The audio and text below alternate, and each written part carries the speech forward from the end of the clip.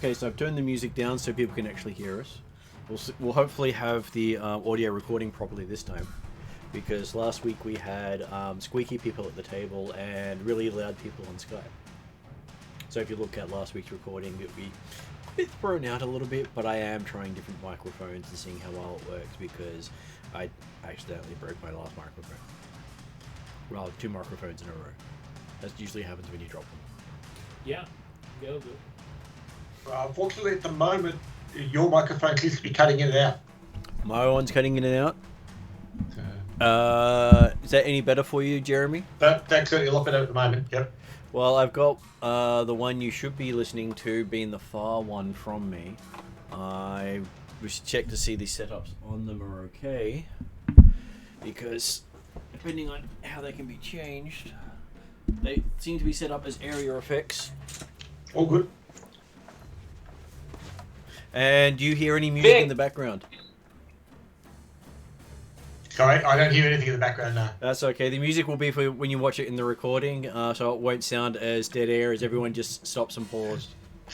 I'll look forward to it. Not that I actually watch it. Yep. Power and infinite victory.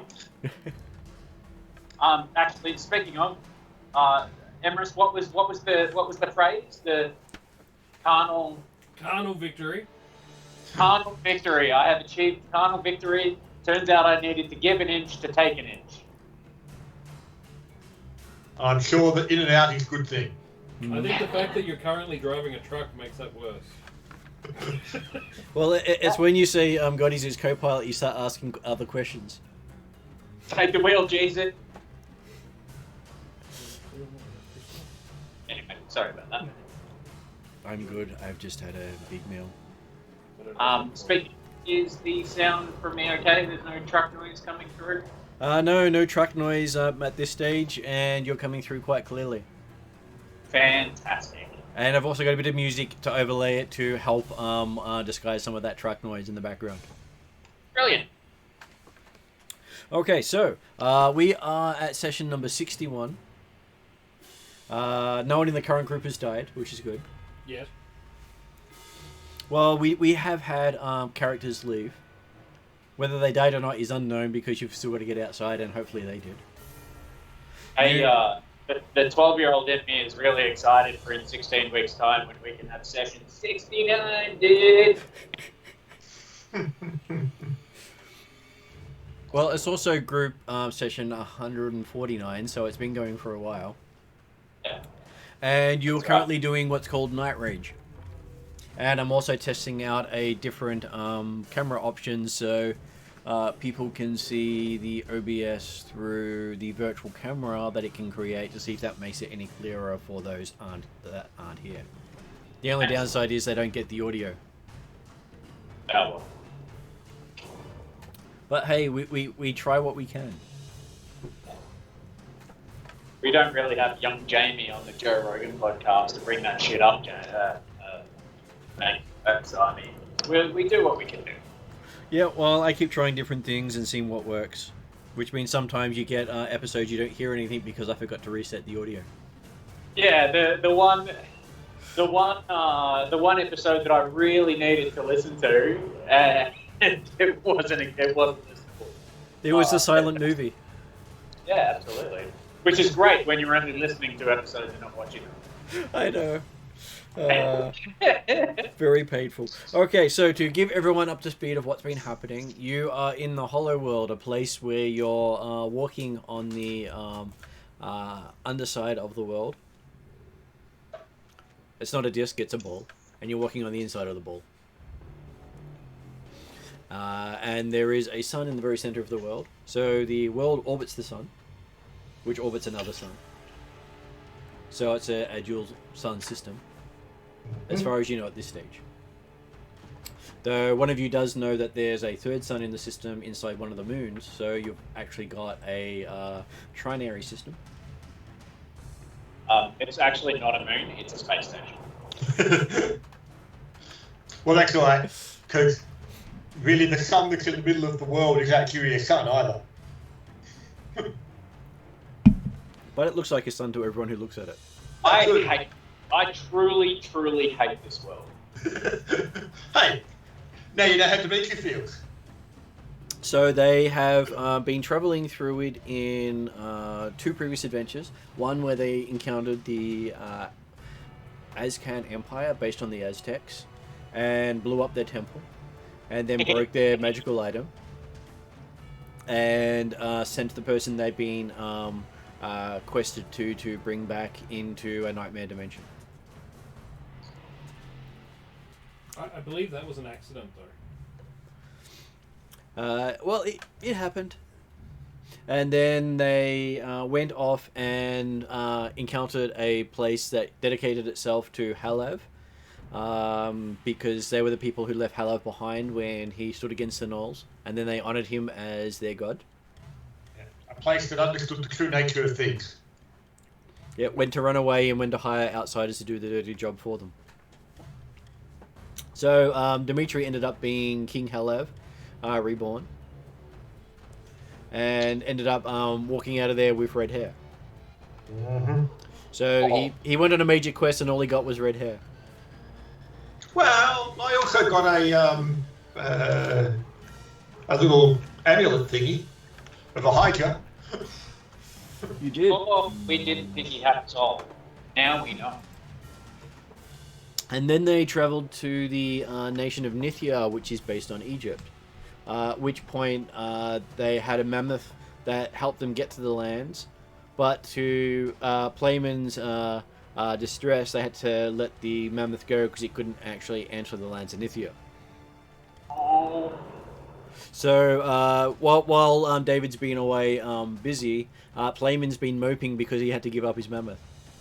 Well, I can tell you exactly what I'd be doing if I hadn't been there, and that's making fun of.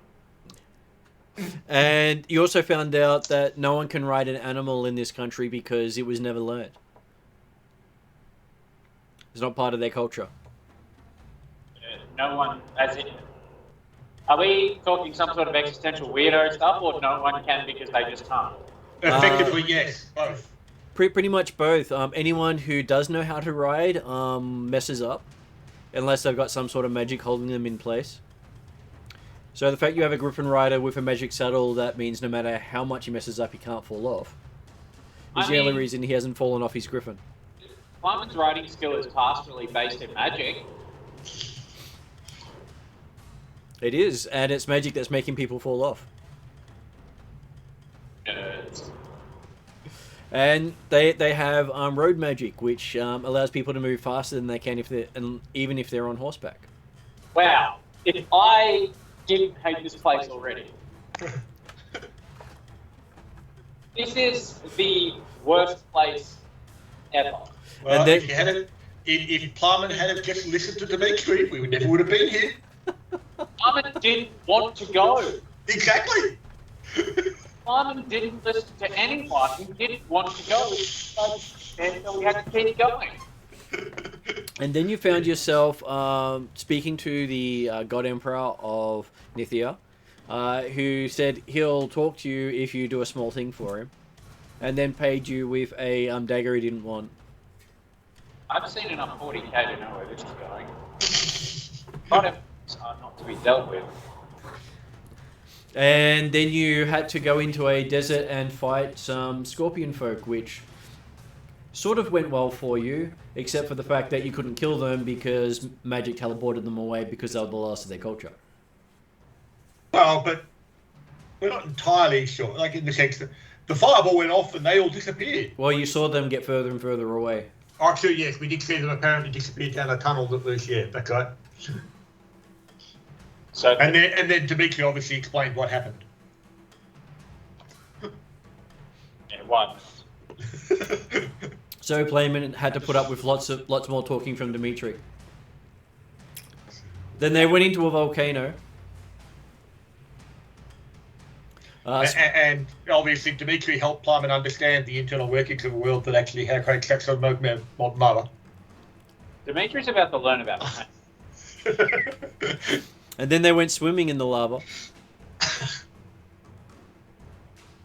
And after spending time swimming in the lava, they saved a bunch of feathered serpent cocoons and some tortured feathered serpents. Not to mention some elemental nobles. That was true. You did free them. You could have actually killed them and started a war. Well, we freed them twice, in fact. You did. You freed them, then captured them, then freed them. Exactly. Yes, the unfortunate thing was you freed them in a room that was too small for them and almost wiped everyone out. Then, after you had freed them and gotten a boon from them, you were taken by the feathered serpents up to their nesting grounds, a floating continent way above everything else in the Hollow World. And there you were meeting the Queen, who was in the middle of being attacked by a wizard who looks like a goblin. Who's also the one we thought we already killed. Yep, exactly the one you thought you already killed. And that's where we ended the last session. So Dimitri's going to make certain of it this time. Though some of you actually have armor that is absent of magic. And we also have that the armor that destroys it. Oh, yes. So yes, you do also have. So you got that armor that it seems to be immune to magic and sits outside of magic, as well as a dagger that ignores magic. Well, you have noticed that the more magic it interacts with, the lighter the items get. Wow, it sucks to be a spellcaster here. Hey, tell Dimitri about it. I don't need to because he tells everybody about everything. Absolutely. He just leaves out some choice pieces that he can say he'll tell you about later. All claims he obviously already did tell you about it, you didn't listen. There's that too. So, we will start the session with an initiative. And Okay, see how can we get a recap of the box text that led into this initiative again? Let's see.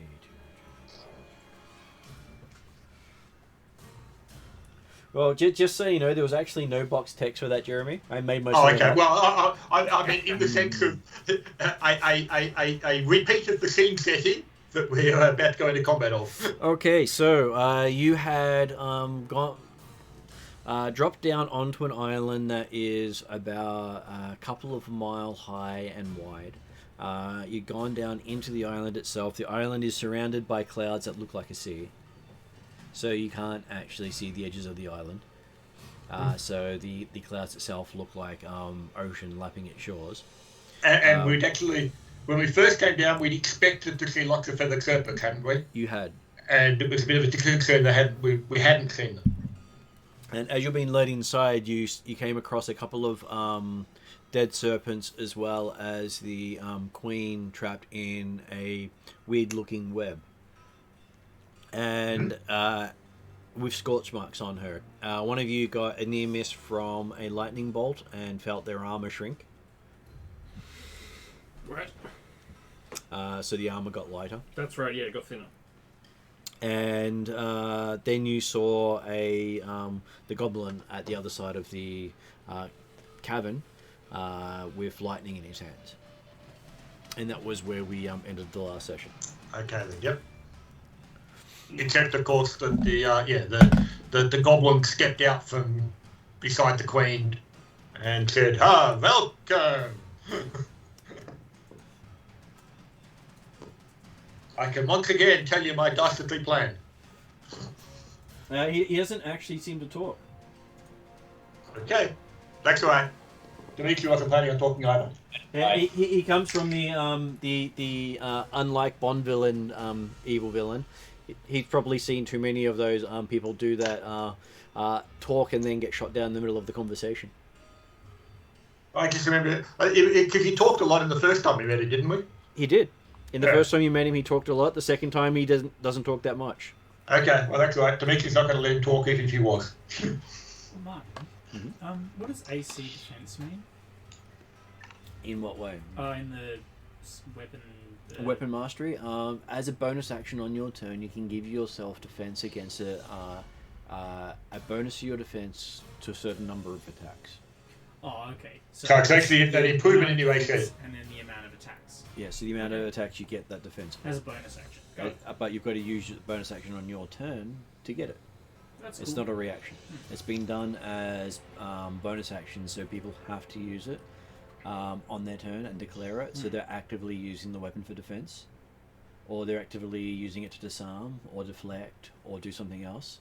And the weapon masters get to use more of them. Can you So- still attack with it? You can still attack with it. Yeah, it's still like that's your bonus action is that sort of thing. You still have the attack action with the weapon. So, what is everyone's initiative? Can somebody roll with advantage? You can take my first roll if you want, David. Was it a 1? Is it okay if I borrow the dice again? Mm-hmm. Dimitri's on 13. So that's a 20, but not natural.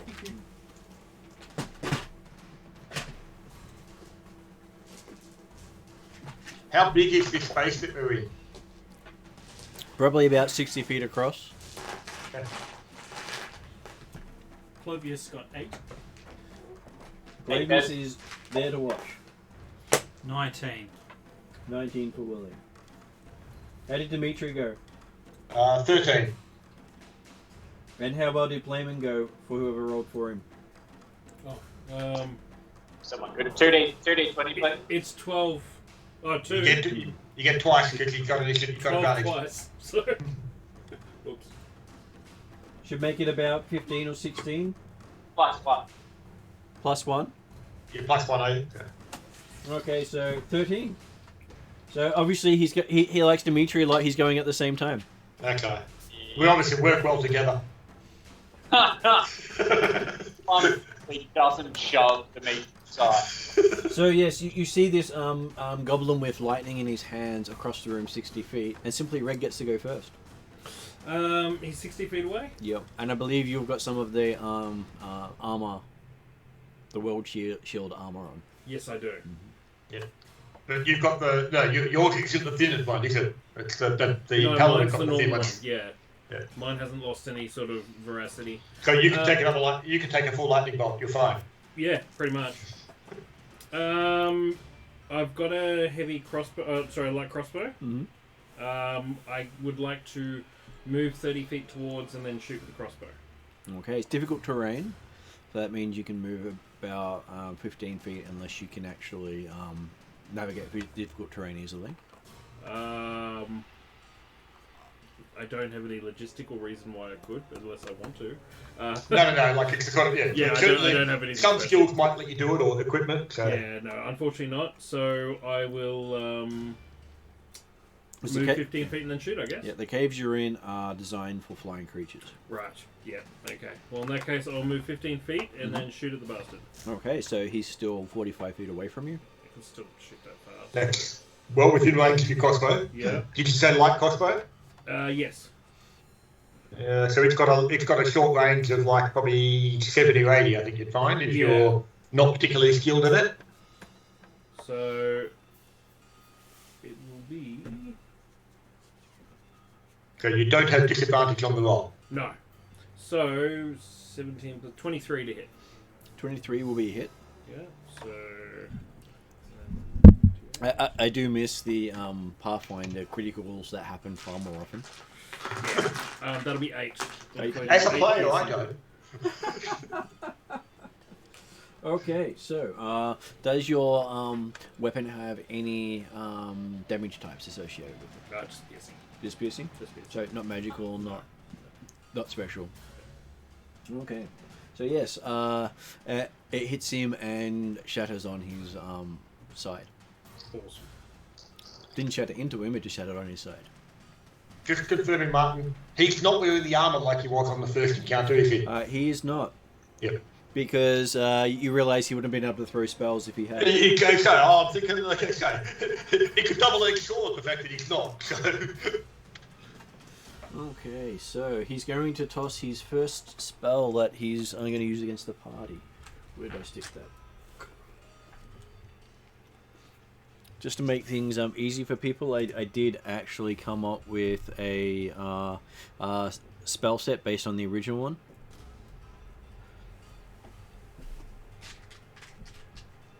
Which means he does have some nasty spells coming your way. Oh, goody, goody. I was about to say great, but that's not great. Okay. Oh, it could be nice if I could get hold of his spell book.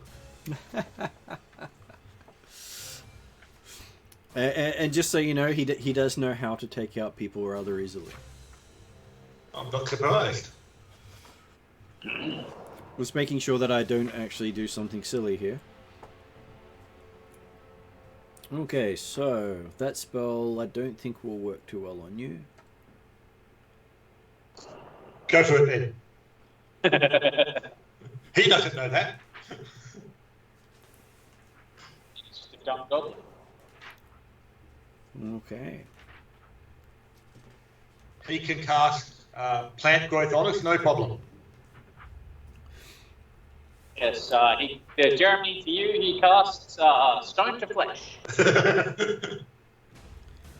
Okay, to make things easier for Emerist, he moves in closer to Emerist That's better. and then casts Pass Wall at his feet. Class what? Pass Wall. And Emerist finds himself in a 5 feet wide, 5 foot by 8 foot oval and falls down 20 feet. He basically So you'll put him in another dimension. he put a portable hole under you. So did he go like full Looney Tunes, drew a hole in the ground, and somebody fell? Very much so. And it's perfectly smooth. Oh, But it's only how feet? 20 feet deep? 20 feet deep. So you get to roll 2d6 for falling damage.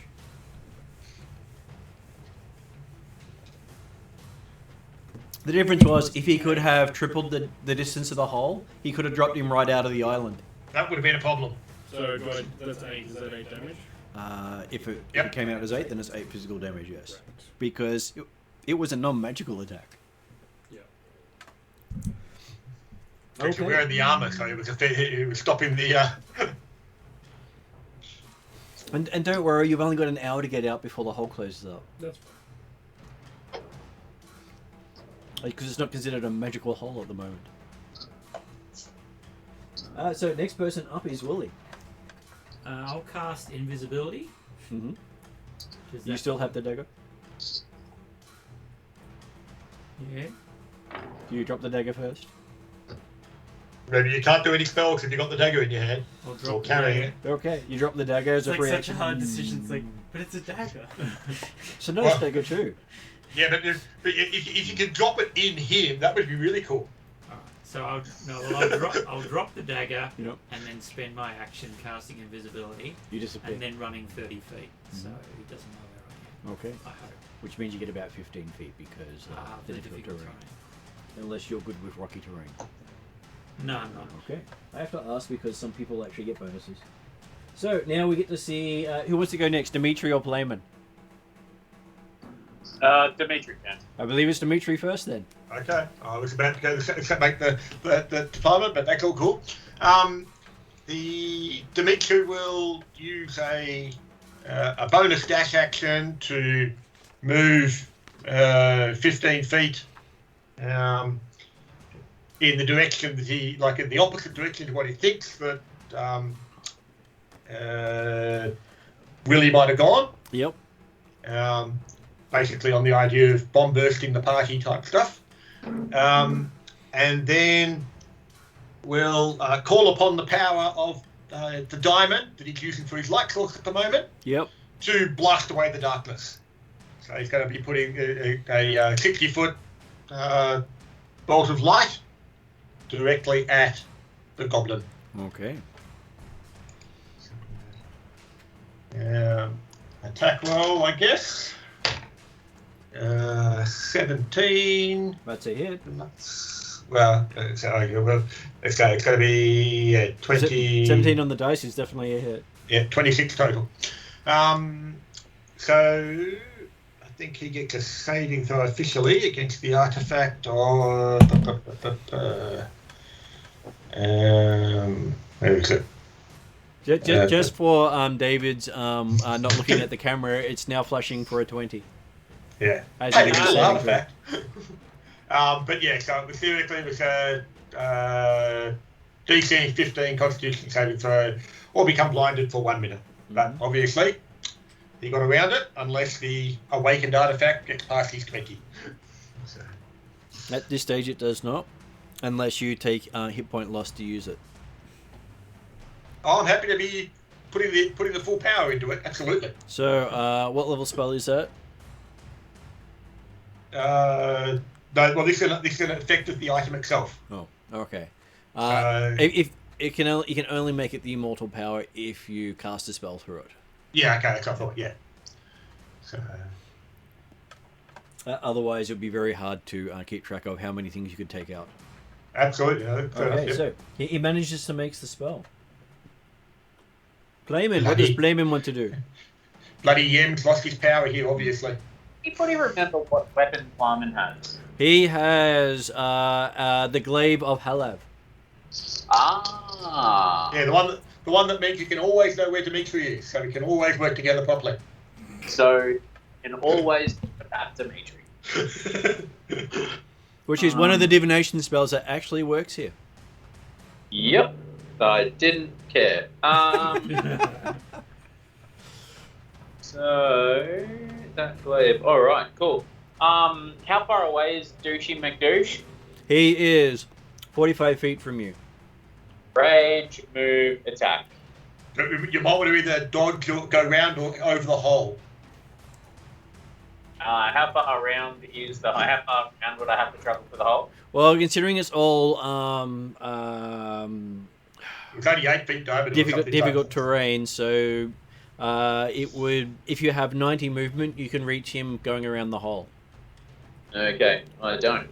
Hang on, wait. Did you say the hole was 8 feet? 8 feet, You yeah. 8 feet diameter or something. So You can jump it, but I can. again, Can I reach the opposite side of the hole to him? You can easily do that in a move. And is he on the other side of the hole? He's 30 feet from the hole. Fine. Alright, we're going to do a double move to try and get close to him. 80 feet in total. Okay, so that means you move 40 feet, so he's about 5 feet away from you. Cool. Oh, I think that makes it 5 feet till you can hit him. But you've got a reach weapon, so your reach weapon means you could hit him. but only if you got a bonus action to have done the move or with the attack. Yeah. So you got close. Yep. Alright, so I'm going to have to go on mute for a little while, guys. All good. Now, what does Sir Clovis wish to do? Sir Clovius, just one rule check. Yep. Charge. Mhm. That, Charge, I don't believe you can do over difficult terrain. oh, I'm Not gonna normally. be flying mount. Mm-hmm. Yeah, but you're not flying in the middle of in the cavern. I meant on the lance. What does it mean? Charge means you have to move at least 20 feet towards the target. And what does it do though? If you hit, it Basically, becomes a All the crit. damage. Oh, it's double damage. Okay. So I can't do a flying charge in this space. I wouldn't think you're on your griffin when we came down through the tunnel that was Most of the people twisting and have been turning. walking down, unless you were otherwise. Well, my default is on my griffin. Am I on my griffin? Sure, you can be on your griffin. That's okay. Cool. So can I make a charge? Yes, I'll give you a charge. Okay. So I'll charge the goblin dude, Mm-hmm. yelling some Korendan battle cry. He's not mounted, so I get advantage. And I'm gonna, I believe I can spend lucky as well, to re-roll another dice after I choose that one. Okay, so I got 20. You got a 20? That's what I wanted. So Nice. I'll take the crit. Okay. 4 times the damage. It doesn't double crit. Alright. So a hit is a crit, and a crit is a crit. Okay, so so I'll roll my damage. So I got pretty high damage. So I got 8 plus 6, 14 plus 6, 20. What does the crit do? I roll the damage again. The crit means that we double the damage. Oh, so it just doubles once. It doesn't. The charge doesn't matter. that the charge means that if you had have just hit, it was the same as if you rolled a natural 20. So the 20 just meant it was an automatic hit rather than necessarily crit. So in this situation, So because you're I'm already going to be a crit. Yep. trying to get a crit. Okay, that's okay. Okay, so that's 20 damage, 20 damage. and then I attack again. So you rolled 20 on the dice? Yeah, I rolled it natural 20. Okay, so that means it would be 40 damage. Oh yeah, doubles. Right. I'm going to spend another luck on this attack because I actually rolled badly. So 10 plus my attack, 18. Is that a hit? 18 is a hit. Okay. I'm going to use my ability once per turn to reroll a damage dice. Get the same number. 8 plus 6 is 14. Do 14 more. Mm-hmm. Do you have any more attacks? Yeah, I may as well use my action surge because, you know, just deal the damage at the start. Make another attack. I get another hit with a 17 plus 8, which is 25. 8 plus 6. 8 plus, what did you get for your attack? 25. 25, yeah, that was a hit. And how much damage did you do? 14. 14, yeah. These ones after the first one aren't doubled, are they? Okay. Alright, and my last attack. I'm trying to get another crit. Okay, I got an 18, but I'm going to spend my last luck on trying to get a crit, which doesn't happen. So I got So did it get lower? 18 plus 8. Sorry, I'm slow with math, so I just sometimes call out. Because if you use luck to reroll, then you get the lower roll even if it is less than you get the new roll even if it's less than the roll you had previously. So luck is not luck is not advantage. Luck is I replace the roll with a new roll. So when you're calling out to use luck with things like that, that's not how luck works. If something gives you advantage, that's completely different to something giving you luck. Luck replaces the roll with the new roll. I thought luck gave you a choice. No, luck gives you a new roll. It's a pull yourself out of danger roll, not a I didn't get the nice number. I'll see if I can get a better number. Yeah, I got a decent number, but I reckon I can do better. So if your luck roll was lower than your other roll, you're stuck with the lower roll. A natural one to luck roll once, remember? Yep, you Okay, did. so I missed on my 4th hit. And Because I've had to remind people about that with luck, because it is a specific thing about I'll luck. just stay next to the goblin. Yep. Okay. So it is now simply Red Skirt. Right. You're in a 20-foot completely smooth cylinder. Is it stone? It is stone. It's stone, so I can't just like Hulk smash. It also looks like really hard granite stone. 20 feet. Yeah. How far can I honestly jump if I'm 3 feet tall? Honestly, jump. I think we've got the white man can't jump sort of thing going in my head right now. Okay. So, And you're also in heavy armor, so you have And that disadvantage. doesn't count get a tentacle running It start. doesn't Also count makes as it harder. heavy armor. It's light. Remember? Yeah. Yeah, it's not gonna help. Yep. Okay. I have, I think, like 7 pittons left. Yep. So I would like to try and stick a pitten at like 5 feet, and then try and. Okay. Give me a strength check. Yep, I'm happy to do that. Do I get advantage on strength because I'm buff? No, you get to add your strength bonus to it. That works. So, amusingly, I know that even diamond and drill bits can't bite into granite. So Just one of those things I know about. 15 plus 5, so it's a 20. So 20. Yeah. So you hammer it. Let's see how much damage you do. Because you've got to beat the hardness of the wall. What would it be? D6? I'm going to say D6 will do, plus your strength bonus. Because you are putting a point into the wall. So 11. 11. Okay, you see it go in just a little bit. It doesn't long enough to hold it, is it? Well, you let go and it falls. But there's this little inch into it. Right. And that was your full round going. And he's 5 across, right? It is 6 by 8, I think it is. Okay. So I would like to use my 25 feet to run around like a chicken with my head cut off. And then not do anything. Yep. And then I'd like to use my word to be like, help. Okay. Hoping the party hears. I'll come grab you next turn if the hole's big enough. Otherwise, Yeah, if someone could just drop a rope down, it'd be that awesome. would probably better. Yeah. I can grab Is you. there a way I can inspire you to get out of the hole? I don't Get out of know. the hole. Get out of the hole. Like, am I gonna fold up ladder? It'd be nice if all my legs were working. I could just ratchet them and just launch myself. You never saw my legs. I Well, if you legs hadn't and listened to pretended the to be human. dinosaur, you might have a chance. I got Yeah. that from your description. That was a good Yeah. description. That poor dinosaur. Okay, so he casts another spell. He drops a wall of stone on Sir Clovis. On me. Yeah. Ouch. What do Just I... basically brings it down between him and you, and cutting off, and basically cutting you off from absolutely everyone. So you're by yourself. Oh, okay. So he's in the face of the I was guy. like in front of him, between him and the pipe. And he's dropping it down, so charged. basically you take damage from the wall coming down. Well, remember, you were actually about 5 feet away from him because you were using a lance. Well, my stayed- griffin would be next to him. I would be 5 feet away from him. Yeah, okay. So there's room for a wall to go between you. Yeah.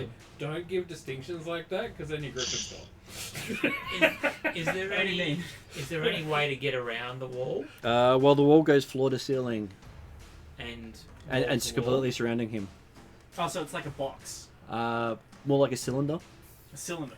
oh, Yeah. okay, so I can So go you got put in a around. hole. I got put. Yeah, in you like can a you can tube. go around. He's just been What's next? he's been put in a timeout.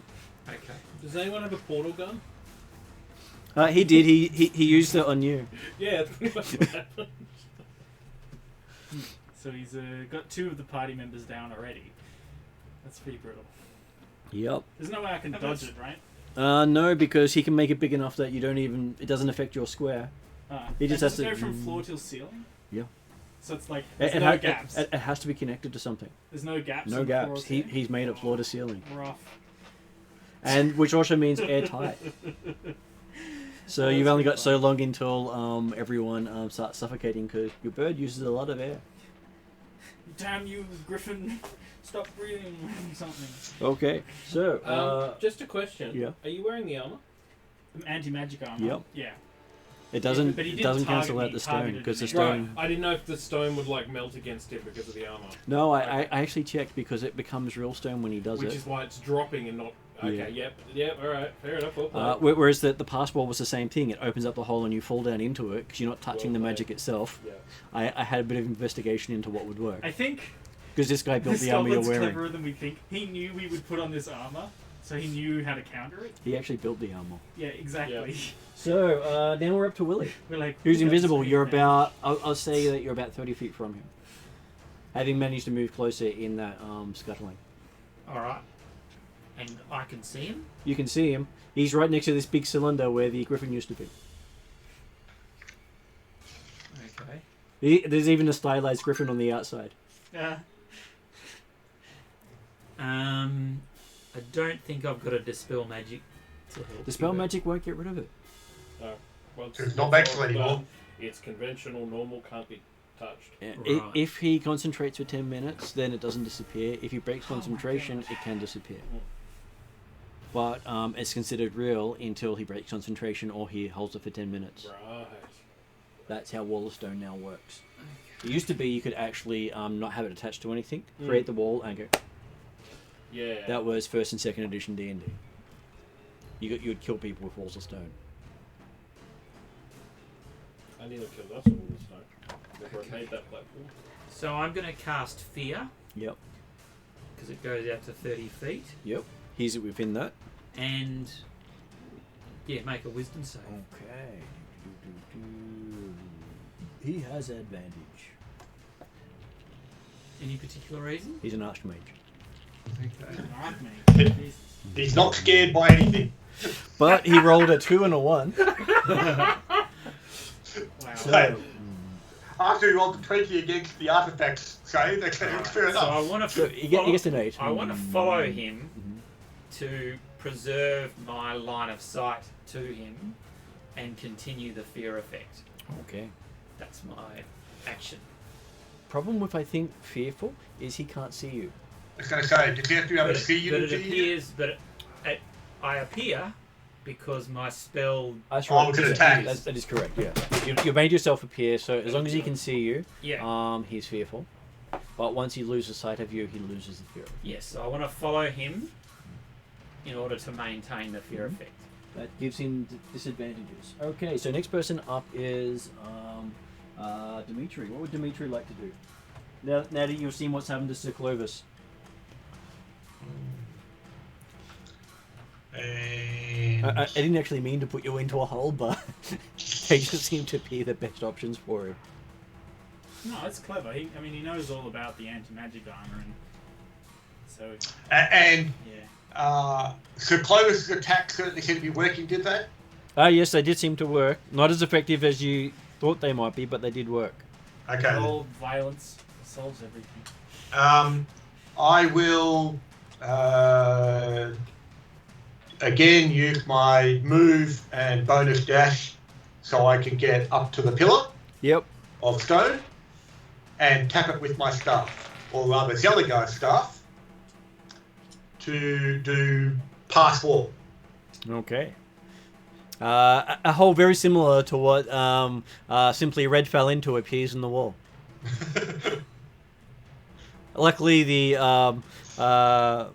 Sir Clovis wasn't against the wall at the time, but his griffin cannot fit through No. without squeezing. Not while you're riding it. Fit where? The hole he's made in the side of the Who I'll did that? create an exit for you. I didn't realize that. pass wall. There's Jeremy, that's exactly the same spell I just did on Simply Red. That means there was a space already there. I was going to say, I think so he's got a copy of Zelligo's staff, hasn't he? Because Zelligo's staff can do pass wall, wall of stone. No, they were just fantastic spells for him to use. So, Playman will be busy unless he can pipe back in at this stage. I'd say he got separated by this wall that got up, thrown up and pushed him away. So he spends his action going around the wall the wrong way. And now it's Sir Clovis. You have to get off your mount. So I will smoothly simply activate my winged boots Mhm. and just out of the hole Mhm. and go around the thing if I can and hit him again. Okay. 'Cause that's all there really is for a simple-minded fighter like me to do in life. That's not a bad thing to do. Not the worst thing to do, no. Except for the fact that your wing boots don't work. Because you're wearing the armor. You have to take the boots off. God damn it. So you go to get off the thing and go thump onto the ground with the I was crowd. thinking flying straight off the mount. But, okay, so my winged boots won't work. You realise your wing boots are currently in your saddlebags. Oh, okay, they are? Okay. Well, you don't wear them at the same time as wearing the armor because the armor comes with greaves.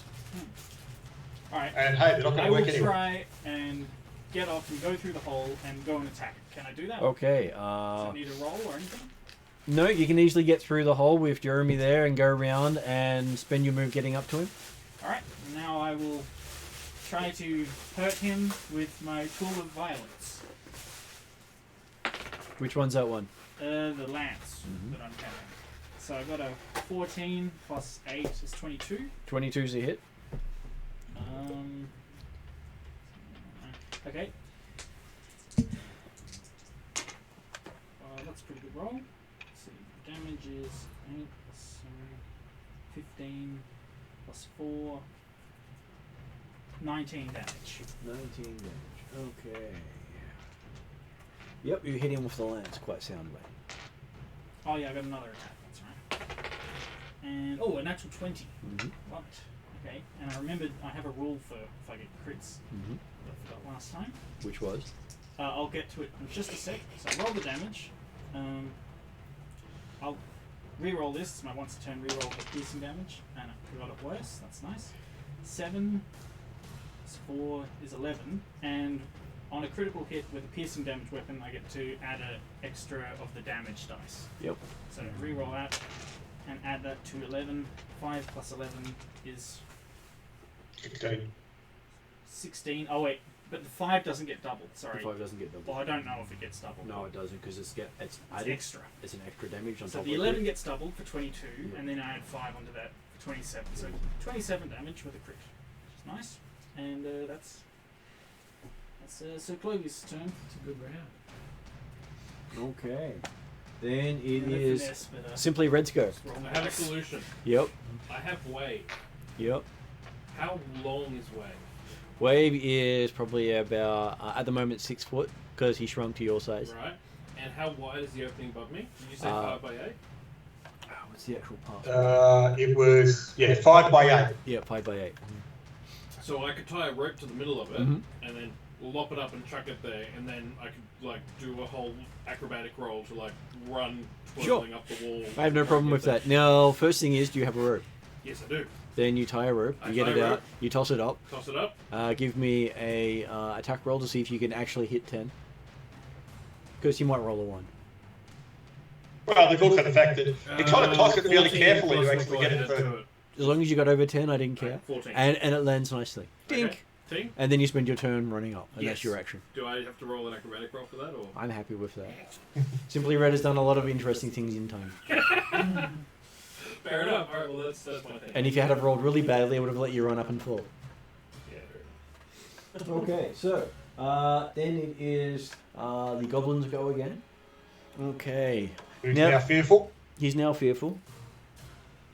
So he's forced to do the dash action away from me.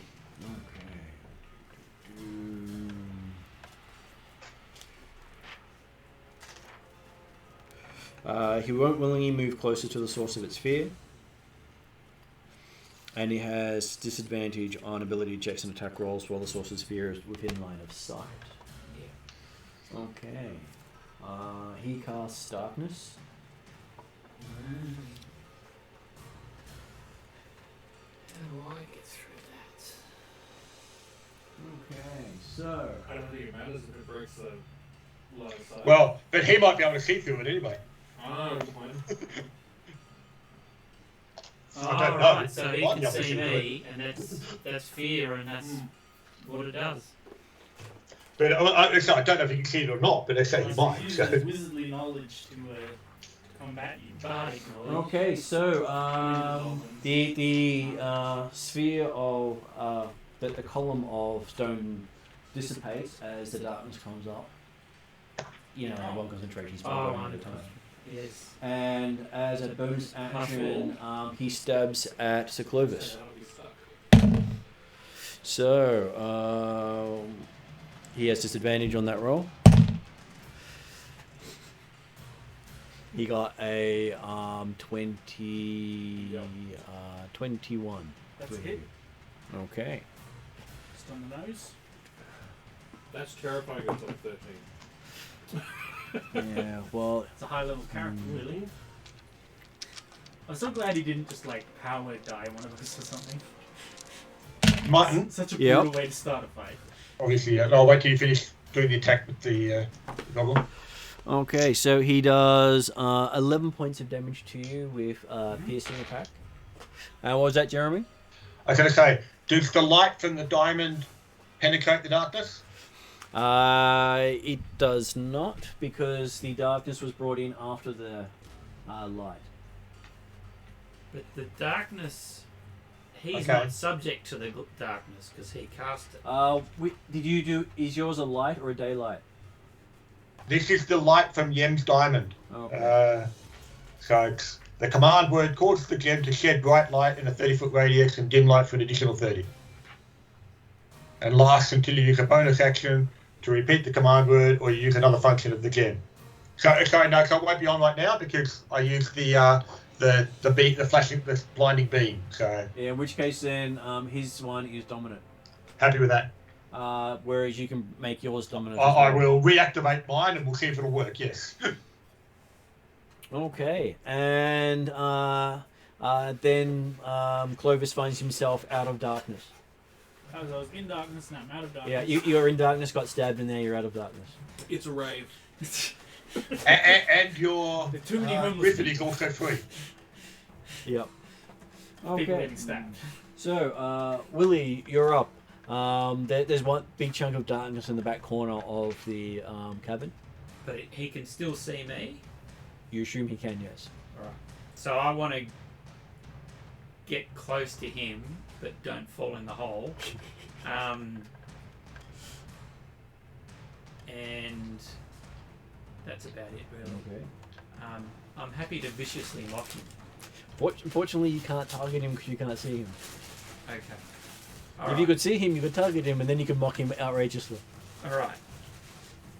Okay, so it is Dimitri's turn. Just to clarify, you could viciously mock him without any effect. Yeah. Like, you did yell into the darkness, your feet smell, I know you're there because I can smell you. It may not affect him, but, you might feel better. Yeah, it might be good for you. Yeah. It'll be That's it'll be sort of like a voice exercise before you actually see him. Exactly. Dimitri will use a bonus action to reactivate the light of the diamond. Yep. So, And as the light comes on, the darkness recedes, and you see the goblins on the ceiling. on the ceiling. Okay. Yeah. Goblins. The goblin is on the ceiling, standing on the ceiling. So he has fled that far. Yeah. He and- moved up on an angle. Right. And hey, And it's going to be hard. Has my The advantage of him continuous, being up there. has my fear been maintained? Yes, because he's Okay. seen you. All right. And the advantage of him being up there is it's harder for you to hide from him. Yeah. But it's also harder for people to hit him, so he did Yes. flee. Because if he had to move further away from Martin, from Willie, than any other direction he was going, and that was the furthest way he could move from you. How high is he? He's about 40 feet up. Has he got other room to move? He does have other room to move, but not much. Okay. You, 'Cause I don't wanna- you sort of backed him into the back of the cabin. Yeah, I probably don't want to scare him into a corner, and I want to be able to see him. Maintain eye contact with him, so it doesn't prematurely end the spell, so that he's remains frightened. It's not you have to see him; he has to see you. Yeah. So he could be invisible and still fearful of you. Yes. Okay. I love how that part works. Yeah. So you said that the feathered serpent queen was held Restrained. down in some sort of net or something. Looks like a advanced form of web spell. Okay. I will move up to near the queen. Ideally, putting myself so that I can get a bit of cover from the goblin if I need to, using the queen, the bulk of the queen. Not that I'm using that at all in any way, shape, or form. And I will attempt to dispel magic on the web spell. Okay. Give me a caster. What level are you casting it at? And then you might have to make a caster check. Yep, I'm casting it at 3rd level. You do have to make a caster check. Yep. Once I read up the spell magic to make sure I get it right. 18 on the die, so that makes 18, 26. 26, the spell disappears. Because the highest the spell could be is 19. So you mean the web spell disappears or the dispel The- magic disappears? The web spell disappears. Because I was saying Okay. that the highest level, or highest DC you can ever have is a DC 19. Right, Because it's DC of 10 plus the spell's level. right, okay. Which makes it fairly easy to dispel a lot of spells. Yep. And yeah, so hopefully the queen is now free then. She is damaged and... I'm not saying she's open to fight, not by any stretch. I'm just saying the fact that, like, she can now maneuver if she needs to and escape or whatever. Okay. Next up is Playman if he's back. I have to say no at this stage and he'll come back later. Yeah. Just in time to miss the fight. So Clovis. So the cylinder is gone. Cylinder is gone. Okay. Then the griffin is just looking strangely at And you. it went dark. I got stabbed, and then when the light came back, the goblin's on the ceiling.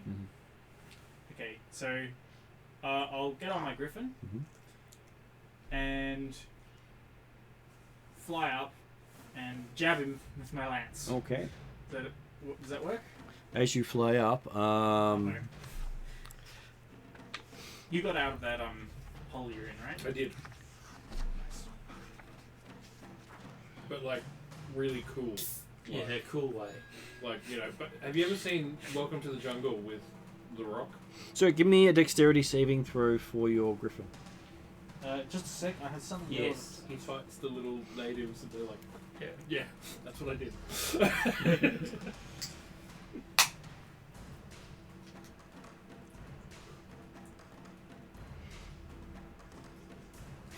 Is this to take half damage? No.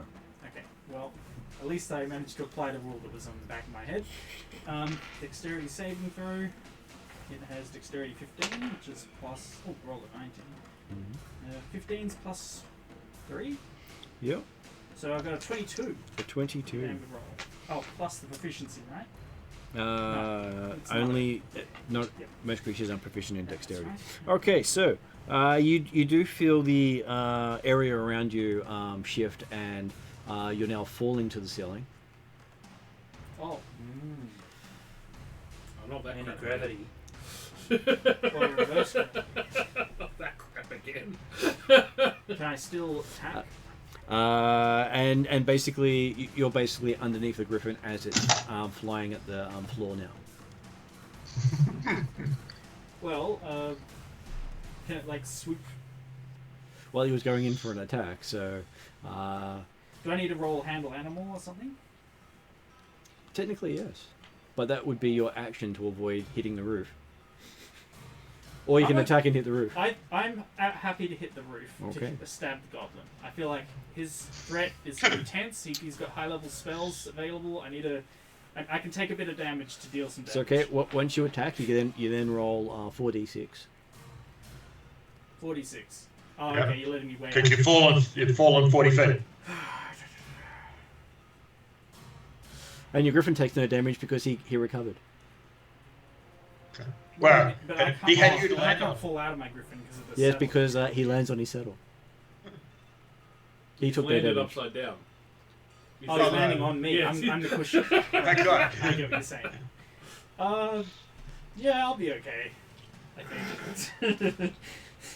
See how we roll. I really like how the confidence kind of dropped with each step of the Well, conversation. Yeah. The amusing thing is, you're not affected by the anti-gravity. Your griffin is, and that's why it's hurting. Oh, wait. The griffin's going, funk. My griffin's affected by it, but I'm not because of the thing. Yep. So, gravity for me is normal, which would slow the griffin's fall. No, technically, because I'm below it weighs a lot more than you do. I'd slow it a bit, Not much. not much. Okay. Not enough to make a It's like difference. you putting a leaf on a stone and saying, watch that stone go slower. Stones do move pretty slowly. Watch them for a long time. Yeah, so did you hit? So I attack him. Do I get disadvantage on this attack? Yes, because you're falling. Alright. I'm just gonna make the handle animal. This is going that way, eh? I have advantage on handle animal. Because your griffin is a little confused of which way's up. Calm down, turn around. I get an 11 plus 4, 15. 15. Okay, you manage to ride the animal as he comes to a landing down beside the goblin. I shout out to the party, there is reverse gravity here. Something. And I'll end my turn. You'll end your turn. So I'm sure that what Simply Red heard was, wow, you mean I can run up the wall and get down on the ceiling? I may have been thinking that. If you run up the wall hard enough, then you get to a point where it flips and you're going back down. Now it's Simply Red's go. Yeah, simply would have thought that. I had a few things set up in this Can, one. I'd like to Run towards him. eat the wall. Is there anything on the wall, like a bookshelf or anything like that? Like, No, it's all jagged rock, so you can pretty much run all the way up a wall with jagged rock. Now that you're out of that smooth hole. yeah, I'll do that. Okay. With lots of regression. As you're running to that direction and running there, I'll give you an Arcana check. It's not good. Because he's so good at Arcana. I know, but I thought I'd give him at least 12! a 12. Yeah, Oh, this is a great idea. cool. I go for it. Okay. Do you want some sort of acrobatics Yep. roll? Acrobatics I can do. 24. 24. Okay. That's a 19. And you go to leap to take advantage of this anti-gravity? Yeah. Okay. You leap. You're underneath him, right in midair, and then you start plummeting Yes, down that the doesn't other work way. on me. No, you've got the anti-gravity, anti-magic armor on. Right. So, can I have some kind of roll to try and latch onto the wall so I don't die? Sure, I'll give you a reflex roll to see if I can reduce the dice you take. Hang on, but he'd only be falling as far as he could jump. Well, he was doing the whole jumping Yeah, I was across running to up make the the wall. most advantage Yeah, of no, I'm totally okay with that. What's pretty reflex funny. come under? dexterity. Make a dexterity saving throw. You should have a fairly good dexterity saving throw. He must have given us this armor because he 14. knew we'd be dumb. 14. Okay, so you ourselves end up. up falling down about 30 feet, taking 3d6 damage. It'd normally be twice that, but because you've got some decent armor on, I've been halving it. That's awesome. So 3d6. Yeah, because normally you take a d6 for every 5 feet you fall. Okay, that's 11. 11, you take 11 damage. Yeah. Sitting on your back, looking up at the thing above you. Casses! Okay. That was a great turn. His next spell is going to be even funnier. Hey, what? He casts an anti-magic sphere around him. Around his health. Yep. Which means gravity will go back to normal where he is. Mm-hmm. And he's going to land on me. Oh no, he's hanging onto the roof. Oh, he's the other. And now, the benefit of that is you're right next to him. Magic keeps you in the saddle. Oh, I'm right next to him, am Yeah. I? Okay. But I am the right way up now. No, you're the right. You're basically using the griffin's feet against the ceiling, standing up. That's right. The griffin is So upside down and he's you're kind of upside reverse down. gravity again. Yep. Oh. But And he casts but because you don't have Jesus. straps to hold you into your saddle, it's all the saddle itself. Oh, is it? Yep. Right. Can I do anything? Yes, you can. You Fall? can make a reflex save. Aim for the Dexterity halfway save. on the way down. Dexterity! 13. 13. You just scrape on the edge of it as you slide past, and you find yourself speeding up as you're falling to the ground. This one, unfortunately, is an 8d6 damage. Is it possible to cast Featherfall on myself? Yes, it is, but it wouldn't work. Okay. Well, depending on when you cast it, as to how big the animagic is. But of Uh, course, you're still in the armor. He's still in the armor. That's right.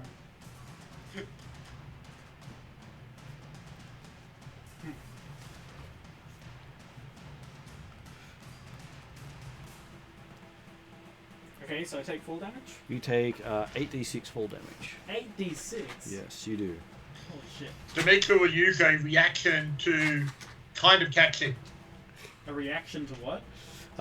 You can't reach him. No. Because where's he going to fall, though? Like within 30 feet of me? Possibly. On the Because ground? so the idea I'll be using, when I say kind of catch him, I'll throw my arcane ward onto him. It won't so work. Some of the damage. It won't work. Because of the armor. Won't work? You can't target him with magic. Okay, yep. Oh, did you want to roll it? But No, he'll I'm happy fall. to roll. Won't he? He'll fall, yes. But he's wearing any magic armor. You cannot be targeted by spells while wearing that armor. 30 damage. You take Solid. 30 damage as you hit the ground. Please don't land on me. Right next to the Yeah. halfling. Okay. Yeah, How badly hurt are you? And you're both looking exactly the same way up. I wasn't very fucked up, but now I'm pretty fucked up. And then your griffin falls. And then spreads his wings and just glides a bit further down the cavern. Probably getting a headache. It's like, what the fuck am I doing? I'm Getting supposed to have dizzy. wings. It's like I was on the ground and then I'm not. And then I flew up to the ceiling and I was on the ground and then I was not. Okay. And if And I Demetra just, like, could hear his fell out of thoughts, the he'd say, saddle. welcome to the Hollow World. And then it's Will's go. I'm gonna You go, can see him. I'm gonna go back and get my unbreakable dagger Yep. and then be ready. Okay. That's all. So you Because have you've the already dagger. because you've already cast the spell, it doesn't affect the spell. Yeah. The spell remains active. Oh, okay, Because cool. the I spell just was want on to know that him, you not on haven't you. noticed that beforehand. But just so you know, so it's I'll still. remain concentrating on it, and And then it is Dimitri's go. Because he's been pretty stymied in what he can actually do in return. He's been doing as much as he can without having to make attack rolls with disadvantage. Can Is there evidence that the anti-magic field is still active on him? Or was that a momentary thing? Give me a Arcana check. Yeah, 14 plus 8, 22. It's a concentration ability, so as long as he's concentrating, he can keep it up. But all his other concentration abilities would be down, Yep, including okay any then. other magical protection he might have at the moment. Yep. I will. So he'd be the weakest he would be to mundane attacks right now. That's right. So what I'm going to do is do a cantrip at him to help him maintain the concentration on keeping the spell up, so that then those with mundane weapons can actually hurt him. Jeremy, I just point out anti-magic field. Yeah, but the idea being that if I actually send a firebolt in his direction, Okay. then it makes it look, he's aware that, hang on, yep, there's still spells coming at him, I'll keep the magic field up. Fair enough. So, yes, it stops 10 feet from him. yep, that's right. You don't have to make an attack roll because I won't bother, and I'm deliberately just using the cantrip of firebolt, so therefore it doesn't actually cost me anything either. just making sure. And then if Playman's not back, we'll skip over him again. I will also then use a... I know we have a Playman back. Oh. So what was Jeremy going to do in the end? I was going to say, I will do a bonus action, hide, and move away from that position, so he's not actually certain where I am in that sense. Okay, so Playman, what you've missed out in is he created a cylinder of stone that kept you away from him, that made you have to run around the cylinder to get to him again. Yeah. He trapped the griffin inside the cylinder. Then Yeah, Jeremy freed the griffin and the rider. I freed the rider and then forced him to free the griffin when you put him in darkness. Well, I gave you credit for both. Simply Red managed to get himself out of the hole he got thrown into. Hold on. No one And puts then him in the immediately hole. threw himself down the ground again. Yeah. And then both of them got caught in anti-magic and reverse gravity around the same time. Mhm. And both effects had them both on their back next to each other on the floor. Right. So you got to And- witness all that standing where you were ready to strike someone. And he's now on the ceiling, still fearful of the halfling, Mhm. and within an anti-magic field. So he's Okay. subject to normal weapons. Cool. So can Belaf actually get to Bella? Can one Balef wouldn't, but Playman is a slight problem of being 40 feet below him. He's from on the ceiling. the dickery shit.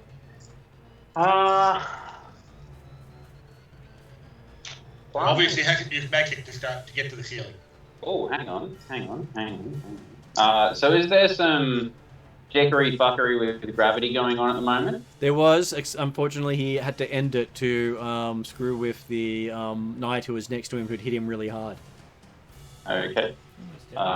Great. My phone is just cracking the shits and not letting me access my... Some kind of way of reducing the damage. That's what it's implying. But I've done a lot because I've got a couple criticals in so far, which is He's done everything he can to make things as to live as long as possible, and he's had to do counters nearly every time he's had an action. Did you say he was 40 feet away? He's 40 feet above you. 40 yes. feet above you. I'm gonna Yep. start shooting with my bow. Cool. Javelin. Reliable. You pull out a javelin and throw it. Yep. Nice. It is out of close range. So someone roll for disadvantage for David. Okay. A 2. You roll. Disadvantage. So your javelin sort of goes up and then comes down beside you, Cool. Returning javelin. and because of your character, you can throw the same javelin again. I was gonna say I got a second attack, so let's throw it again. Just looked like a practice though, like threw it up and caught Yeah, it. you were just testing the distance. Yeah. Yeah. Still with disadvantage. Yep. That's rough. A 9. A 9, Plus and modifier. it comes back down again, and you catch it. But hang on, what's your bonus on the attack roll? Oh, sorry, that was what you rolled. Fucking Yeah. hell, sorry. 17 to hit. In which case, you do hit him. I was Cool. going to say, because he should have the lower armor class and stuff, because he's in the animatic field, so... Thank you, Jeremy. I spaced out then. Yes. So D6, please. D6. Someone roll D6 for him. 3 plus. 5. So 8. And I've just lost you. No, Okay. we're there. We're There there. we go. Okay, so Ah, yes, one. you hit him and he struggles to hang on to the ceiling. Oh. Well, he doesn't have his bonus magic helping him at this stage. That's right. He's not using magic to stay up there. Plumman yells out to him, "Can you please throw that back? I don't want..." Come on. Well, that's not going to bite me in the ass. He might want to drive back at you. Okay, then it is Sir Clovis's go.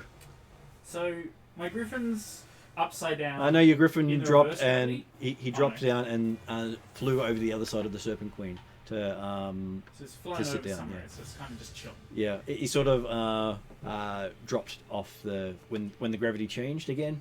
He fell off. He's a bit dizzy. He's had enough of this. He's going to sit down for a while. Yeah. Okay. I'm gonna take out my bow, Mm-hmm. and then I'm gonna like dramatically pour a vial of something I have in my inventory Mhm. onto the arrow tip, and then shoot it at him, Okay. which is actually antitoxin. But Mhm. he doesn't know it's good for him. Natural 20. Natural 20. I'd say that's definitely a hit. Okay. I don't have the damage written down for my longbow. Sorry. Longer. Longbow, my- it's basically uses 8, I think. The If you're particularly skilled, though, it'll improve. skill what you have in our thing. +2 damage. I don't know. It's 1d8 piercing damage for a longbow, and then your bonuses. Where is my number?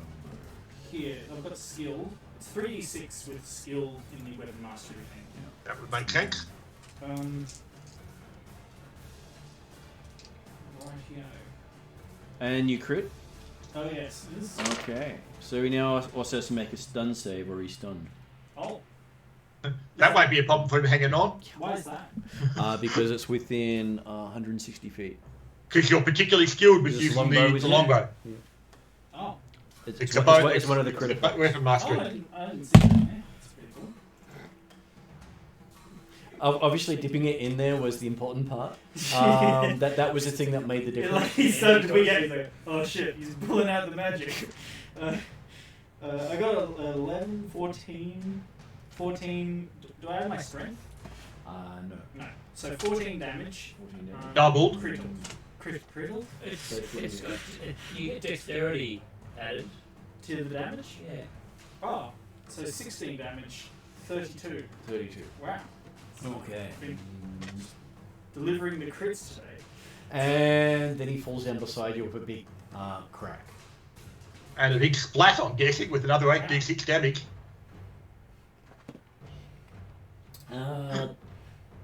I have to say, it's simply Red's go. There's this big blood smear of Goblin next to you. So he did. Yeah. Is there still a head? No. Is there like some sort of torso mass? There's a couple of there's half a foot and one hand that seems to have survived the fall. Okay, I stab the hand. Okay.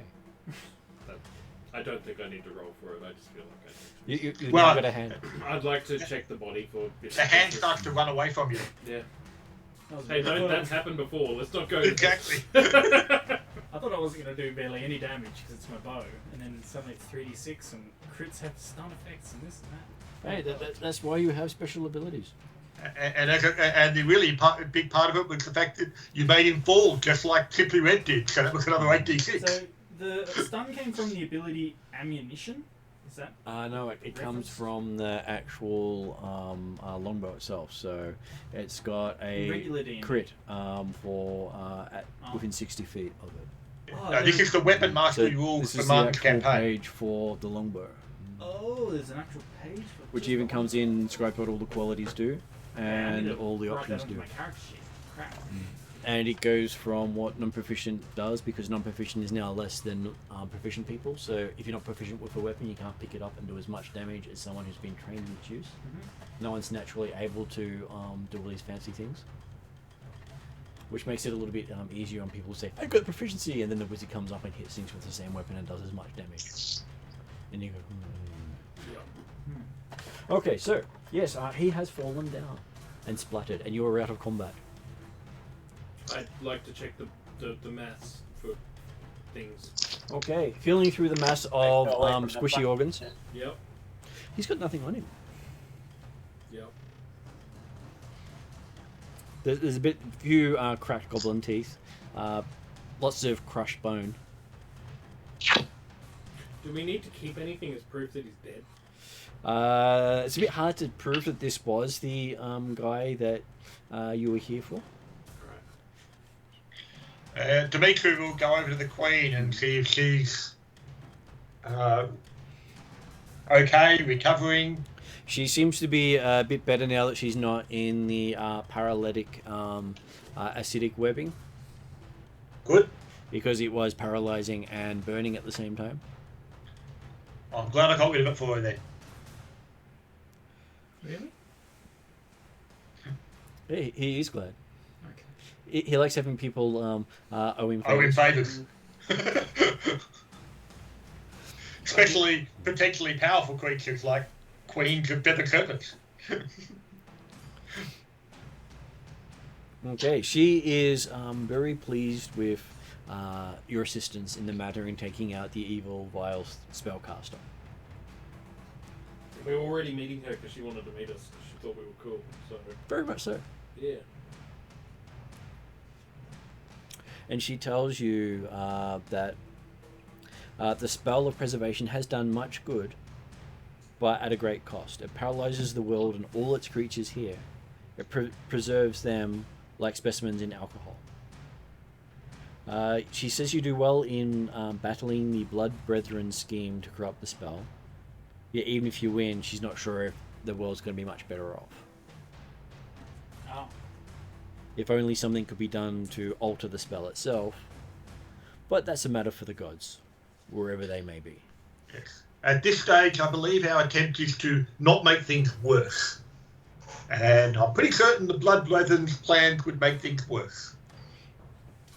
It would. Their plans is to basically destabilize both worlds till neither exist again. Can I ask you a question? Yes, you can.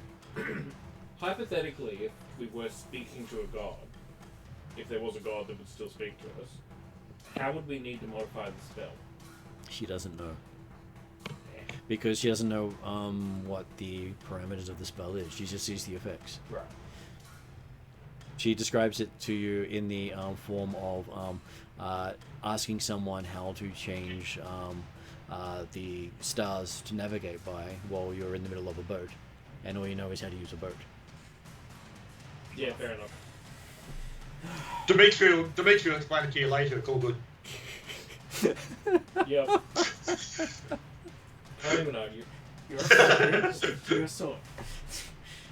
The That's wizard's thing. she asked if you can if you're willing to do a favor for her. Yes? Okay, someone at least said yes. That's good. Take one for the team.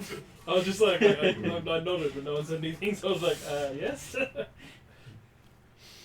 She asks if you would help pick up the feathered serpent cocoons from the oasis below, because very soon now the oasis itself will be destroyed. Didn't we do that already? Not all of them. No, we collected cocoons. We collected the cocoons that were in the man scorpion's lair and rescued them, but we didn't actually do anything at the oasis, I don't think. It says because of the tunneling of what had happened, lava will eventually come out into that oasis and destroy it completely. How many cocoons are there? Hundreds. And how long do we have? Well, I guess we better start. Maybe days. Okay. Well, I've got a griffin, so Yeah. it's pretty helpful for flying up and down. She says yes, it is very good, except when you're wearing armor that discounts some of the magic, Yeah. Including the Pretty ability to close stay to in your taking this saddle. armor off, I'm not gonna lie. Because every now and then you realize that it's only your skill with flying that stopped you falling out of the saddle. The saddle's no longer working on you while you're wearing the armor. Oh, it's not working, okay. My goodness. This armor has heavy, penalties. It does have a lot of penalties, but it has a lot of benefits too. You cannot be hit by any spell whatsoever. It has a lot of penalties if you're a dirty spell user. Exactly. Yeah, you're not gonna walk my mind. This For armor's us the normies, best. it's great. Yeah, true. Except for that, I'm going to use this reverse gravity. Thunk. Yeah, well. But also, Spells yes, but aren't targeting me, but are affecting me. potentially while you're in Nithia, where it's harder to ride things, losing the magic of the saddle is slightly more problematic. Oh well. I've got like a million feats that give me bonuses to like staying in my saddle. Just to Fair enough. norm it out. Yes, you're very good at doing things like that. And what was the distance again between the exploding continent where we are and the oasis? It was. About an hour's flight. I was going to say it was a long time. It was a long distance, wasn't it? It is, but it is passing over that area, so you will get probably about 10 to 12 flights in over a day. Yeah. Well, I think is there any other way that we can do it other than the Griffin? Like, They do have serpents they can send with you, but the serpents can't load or do much. And yeah, so But Dimitri. they can we carry can load stuff. them onto the serpents. Okay, then yeah, I think we should just like grab. How many cocoons would each serpent hold? Most of them can carry, well, they'll carry as many as they can. Like 5? Yeah. Possibly 5 or more. Okay. Well, yeah. If we go down with the Griffin, and if we can get maybe 6 serpents, that allows us to do what 30 a time just from the serpents, and then however many he can carry. We should better get that done in a day or so. Okay, so you spend about a day. Is everyone happy to spend that day? Dimitri's certainly happy to help out. I'm just seeing whether there's got anything to actually help things better. Because, yeah, but like I say, Tank's floating disc, I'm not certain will actually carry stuff as a conjuration, so, especially when we're trying to fly. Are we going to be working through the night, or are we going to have a long rest in between? They'll be working through the night. Okay. Well, trust me, the light will last. Yeah, that's fair. Because there's no night to work through, technically. Jeremy's correct on that one. It's like working through the night. Technically, no. But technically, yes. But I think we should stop before we get to exhaustion levels, because that will take some time to repair. Okay, so you managed to bring up all of the feathered serpents. I will give each of you an Arcana roll while you're... No, a Nature roll while you're doing it. I was going to say, so I'm assuming we're bringing up not just the cocoons, but any of the... I suppose all the serpents can fly themselves, can't they? So. Natty 20. 23. I've got a natural 20. You got a natural 20 as well? 18 for Dimitri. I got 23. For what? Nature.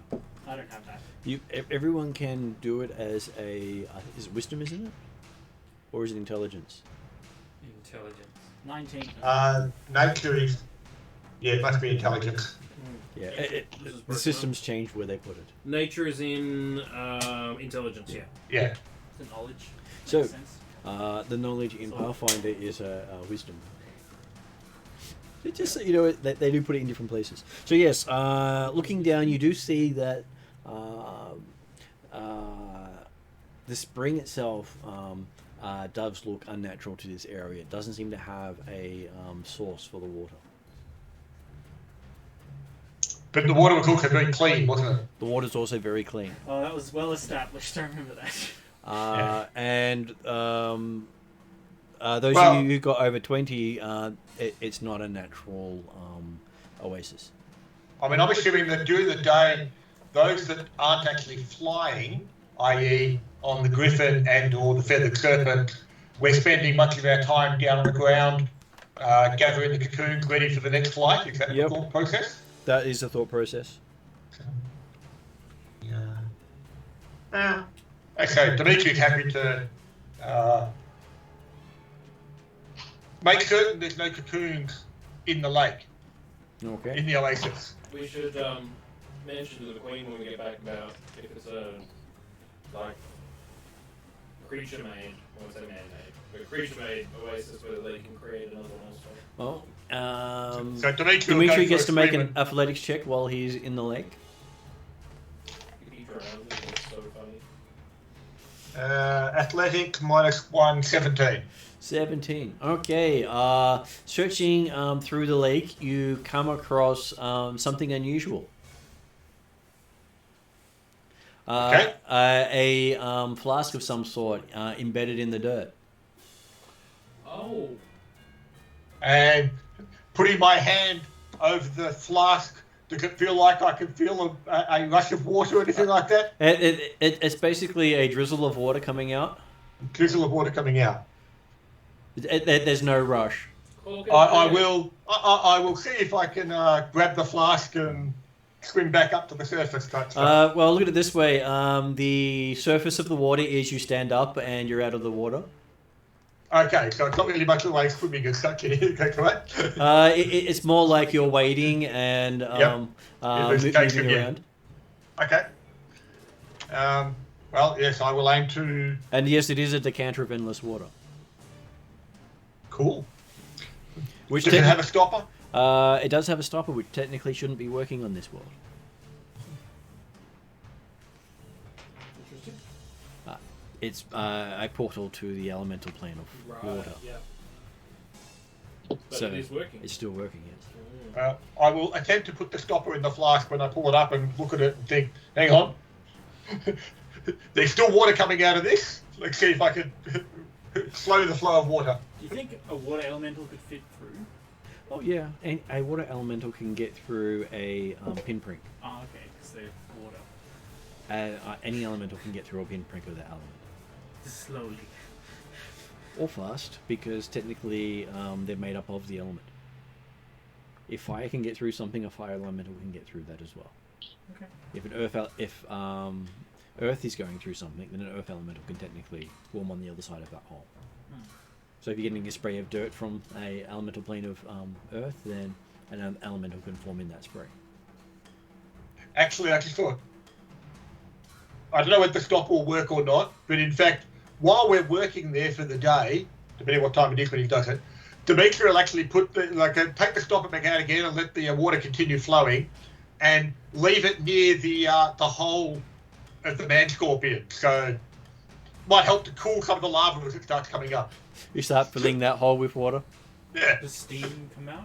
Not yet. Yeah, it's got a lot of Because there's a lot of volume and the water's not that much. But I'm thinking, hey,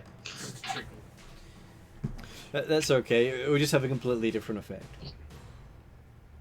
Okay, so yes, you can actually put it down as a geyser down the hole if you wish to.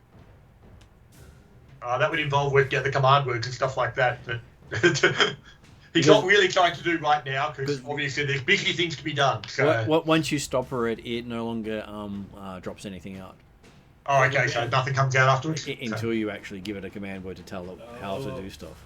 So whoever had last gave it a command word wasn't able to stop it before they lost it. In which case, then yes, if water's not coming out again when I unstopper it, then I won't worry about that plan. All good. Created an oasis years later. Well, it may have been centuries later the oasis was created. Because these things, they go for a long time.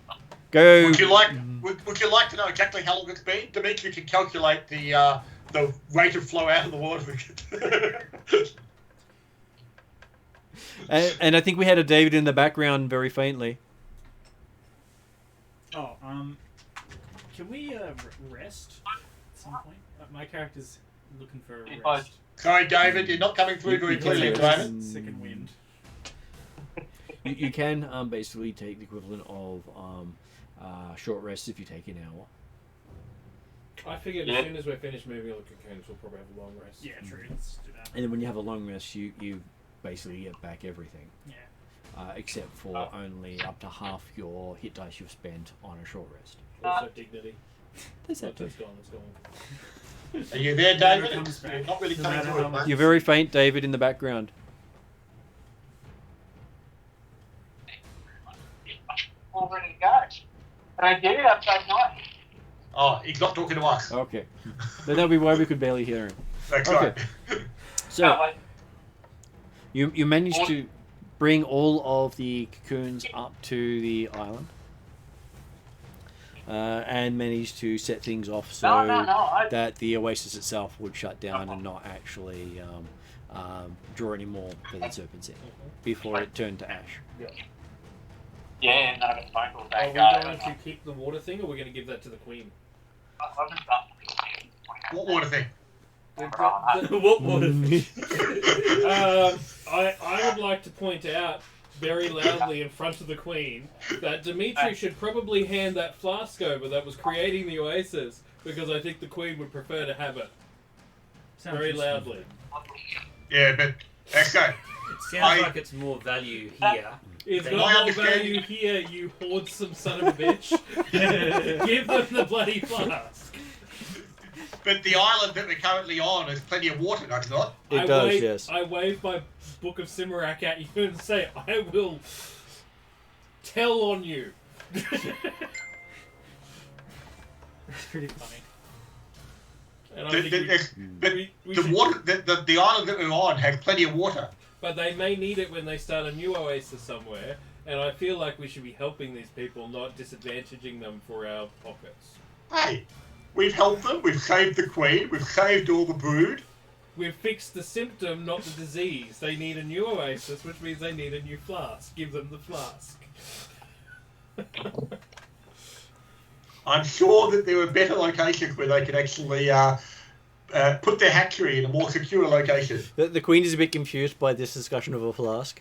And she says, what does their hatchery have anything to do with a flask for? There was a flask in the lake that was creating all the water. It was So- a flask of water creation thingy. It was not their lake, and it was not their original hatchery ground. Oh. So you don't care? No, Because she's more than Dimitri happy does for you try out to keep some Simply Ray was some trying magic to bottle. make This an is- honourable but- gift of someone else's But she possession. does think you honourable to offer it to her first. It's that hill I chose to die on, I guess. So she'll offer you a boon first if you wish to have some power of the feathered serpents. Sure. Yes, but I probably should take the armor off. This is a possibility. Yeah, I'll take the armor off and put my old armor on just in case. Can you get some new legs? I need to make them. I just need some time. Like, I need some downtime so I can design Excuse them. me, feathered serpent shamanic lady. Can you make me some mechanical legs? Oh no, I made them. Yeah, I true. just, the problem was they were short circuiting, and then I was away for a game, and I said to David, under no circumstances are you, and I said to Grace, in no circumstances are you not to shove the dinosaur leg, the dinosaur's butt, with one of my metal legs, and it worked. I It was killed the so dinosaur. so angry. Right while he was in the middle of subduing it to be his friend, Yeah, he was trying to like animal handle it, and he had succeeded just as it happened. and Grace was playing my character, and she's like, I shoved this metal leg inside the dinosaur's butt and then activate it, and it went. Like a violent dildo. I wasn't Very even nice. there, but I was getting messages throughout the night, and I was just getting a little bit more horrified with the message. Does your character still like sometimes look at his leg and just shudder? You know where it's been. Well, it hasn't quite worked well since. No. It's in about 7 pieces. I've got to find it. Oh. Okay, So so you one-legged right now. No, I was pretending to be human. Oh, it made you taller. Yeah, I had like fake arms and fake. I had you a leg stump. extensions. Yeah, because I was pretending to be a grumpy human. which is why he was nasty stump, because he was using little stumpy arms. I also have a cloak that I can flip over and I look like a tree stump. And I cut people's balls off when they sit on me. There's that. Yeah. And party members' hands. Mm. He was a doctor. So you're the party's crazy guy. I No, think that applies to every game I'm in, but yeah. I don't think he's this Nice. party's crazy guy. No? We've got plenty more vying for that one. Oh? David. Yeah, true. Okay, so she cuts her stomach, and some purple fluid starts leaking out, and she says, "Drink of this, and you'll get some power." Why not? Yes, I will. I will suckle on her. Dimitri can think of plenty of reasons why not. I will suckle on her serpent. Was that an crease. offer to the party or an offer Well, to first to him. Yeah. I will suckle on her serpent crease. Yes, I will. him? So what happens to me now? Okay, you can now turn yourself into a feathered serpent. Cool. Right. That's pretty cool. So you can turn yourself into a fly speed. Notes. Alright. Title. Halfling, human, feather serpent thing. No bounds.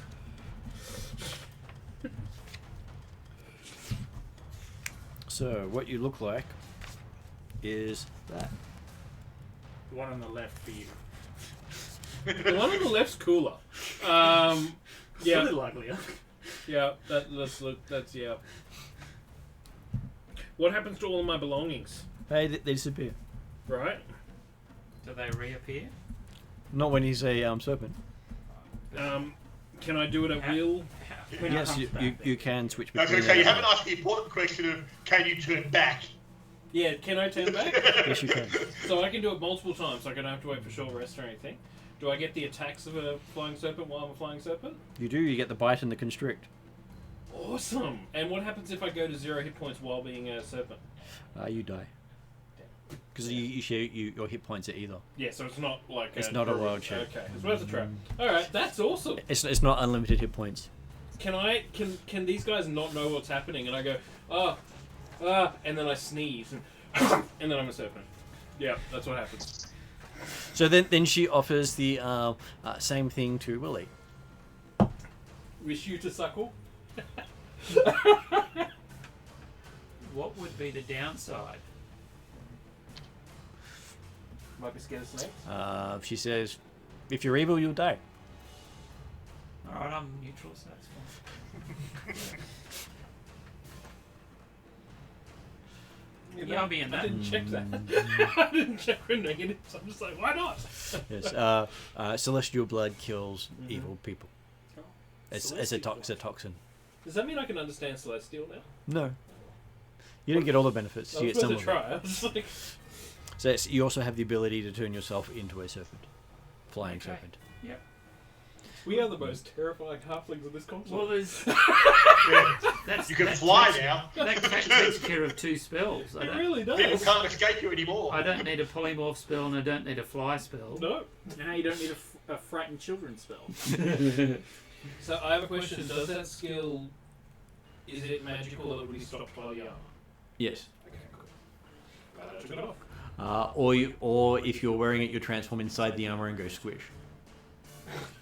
Fair enough. Because technically the armor can't disappear with you, Yeah. and then it'll be squish and you pop out the sides of it. Yeah. That's So fine. my studded leather, which has no magical It's fine. properties, it's fine. It's As- just that magic. He's got that non-magical thing, and you probably can't do it while you're holding the dagger. I'm going to gift her the large anti-magic battle axe I've been dragging around Mm-hmm. and tell her what it is and explain to her we got it and just say maybe you can use that for making anti-magic attacks or something. And she says she's not sure how much use it would be because Yes. Because if you it probably won't last that long. why? It is unstable. Unstable. Yes. That could be a better gift for the Pharaoh. I'm asking you, what do you mean by unstable? Is the material going to vanish from this plane of existence? The material is already degrading. Oh, I look at it. Is it like? You can't see any difference. Okay. Dimitri suggests that the battle axe might be a better gift for the Pharaoh. Yes. I mean, he gave us a dagger made of that stuff. Not wanting it, we'll give him a giant battle axe. Of course, he'll love that. Dimitri doesn't think much of the Pharaoh. And then she asks Sir Clovis if he wishes to have the power of the feathered serpents. Does Sir Clovius have any objections to getting this power from it being in an order of paladins or whatever? It's flying. You get your own wings. Oh, well. He You won't need your boots or your griffin. undons his full plate anti-magic armor and then Drinks from her. blood. You know, I can imagine Suckles. you going back to all your churchy friends, and they go, "Do you know what else flies? Demons!" And then they stab you. Fine. Demons and also us because we all fly on griffins. You know, but you don't fly by yourself.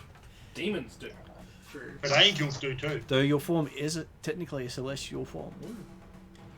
So then she asks the same of Dimitri.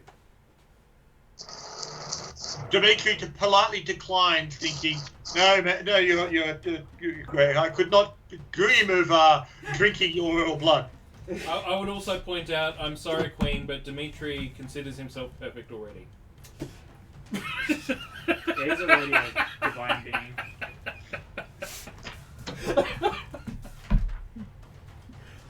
We love you, Dimitri. We all know it's because he would die. So does he. She wishes you Well, luck. then, Can I ask for sorry. 5 minutes with her 5 alone? You can, but first she offers Playman the ability to for the power of the feathered serpent. he briefly considers whether he would be considered evil, and considers some more. And Well, he doesn't know about the fact that if you're evil, you'll get drunk. You'll die. No, well, she said that. She did Oh, say, true. That's right. Because Willie asked, didn't he? yeah. Yeah, Willie was Climbing it. So is that Playman's in? Yep. He doesn't consider himself evil. Okay. Doesn't consider himself evil. No, he doesn't. So important in this grand scheme of things. Okay, so yes, Playman sort of survives just- drinking the blood. Oh, that's good. Does it sting a little? Not at all. Oh, cool. This is vindication. The Celestials deem me not evil. Which basically means that everything I've done up until now is okay, and I should keep being exactly the same person that I am. Thank you for the affirmation. Yes, there are worse things that can happen. That's And right. now she says you have. You're all not evil. You're just celestial vampires. She says now you have a long flight ahead of you. Can I ask to have 5 minutes with her alone? She says yes. Cool. But you need to roll a charisma check first. No. Yeah, I'm gonna say. No, I am of her blood. You what? I am of her blood. Yeah. Okay. Yeah, we're technically royal now. I'd like to just take her aside and pull out the book of Simarak that I have with me. Explain to her that Simarak has sent me on a journey to try and right the wrongs, and that I will be taking her request to modify the spell to try and fix this directly to the gods as soon as I can, and that if she could pray for us on our journey, I would appreciate it. She will greatly. That's it. And she also knows that you have about at least a week or two's worth of flight ahead of you to reach your next destination out in the middle of the ocean. Yeah. And she also knows that you're beyond prayer. Yep. Okay. And she says, luckily for you, the feathered serpent form can maintain flight for that distance. Right. Unfortunately, your griffin cannot. No, Griffin have some of the blood? Dimitri She says, says, well, that's okay. unfortunately, because it we've does got not the- work we've on got, animals. we've got a boat waiting for us at Millennia. Alright. Well. That's tricky. You This could is- take the boat, but it will mean that character. the gods are away longer. It is normal for. I will. But Dimitri I can't will be- fly Climate there, so... to I will be heading lose directly his there steed. myself anyway. If people wish to join me, that's fine. But I am Yeah. over eager I to see. get back on the. Said a boat might set you back another month. Yeah, no. We're on top of flying there. Whereas Yeah, no, 2 I- days? Did you say 2 days? It would take about a week. About a week of riding? Yeah, no. Then A week of flying. a week of flying. I think we need to go straight away, guys. Well, I'll see you when I get there. Yeah, we'll transform. And roll How are out. you getting there, Dimitri? Yeah, can I say By party boat, members? eventually. Fly out. I'll see you guys later. I'm gonna go with Dimitri. we got some bonding to do. Canonically, can we make it that when we transform, there's like a metallic transform Sure. noise? Yeah. Or you can just make that noise Or in the Sailor background. Moon. Yeah.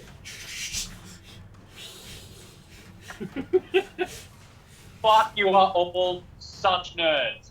And I love you. Have you not met me? Have you not met me?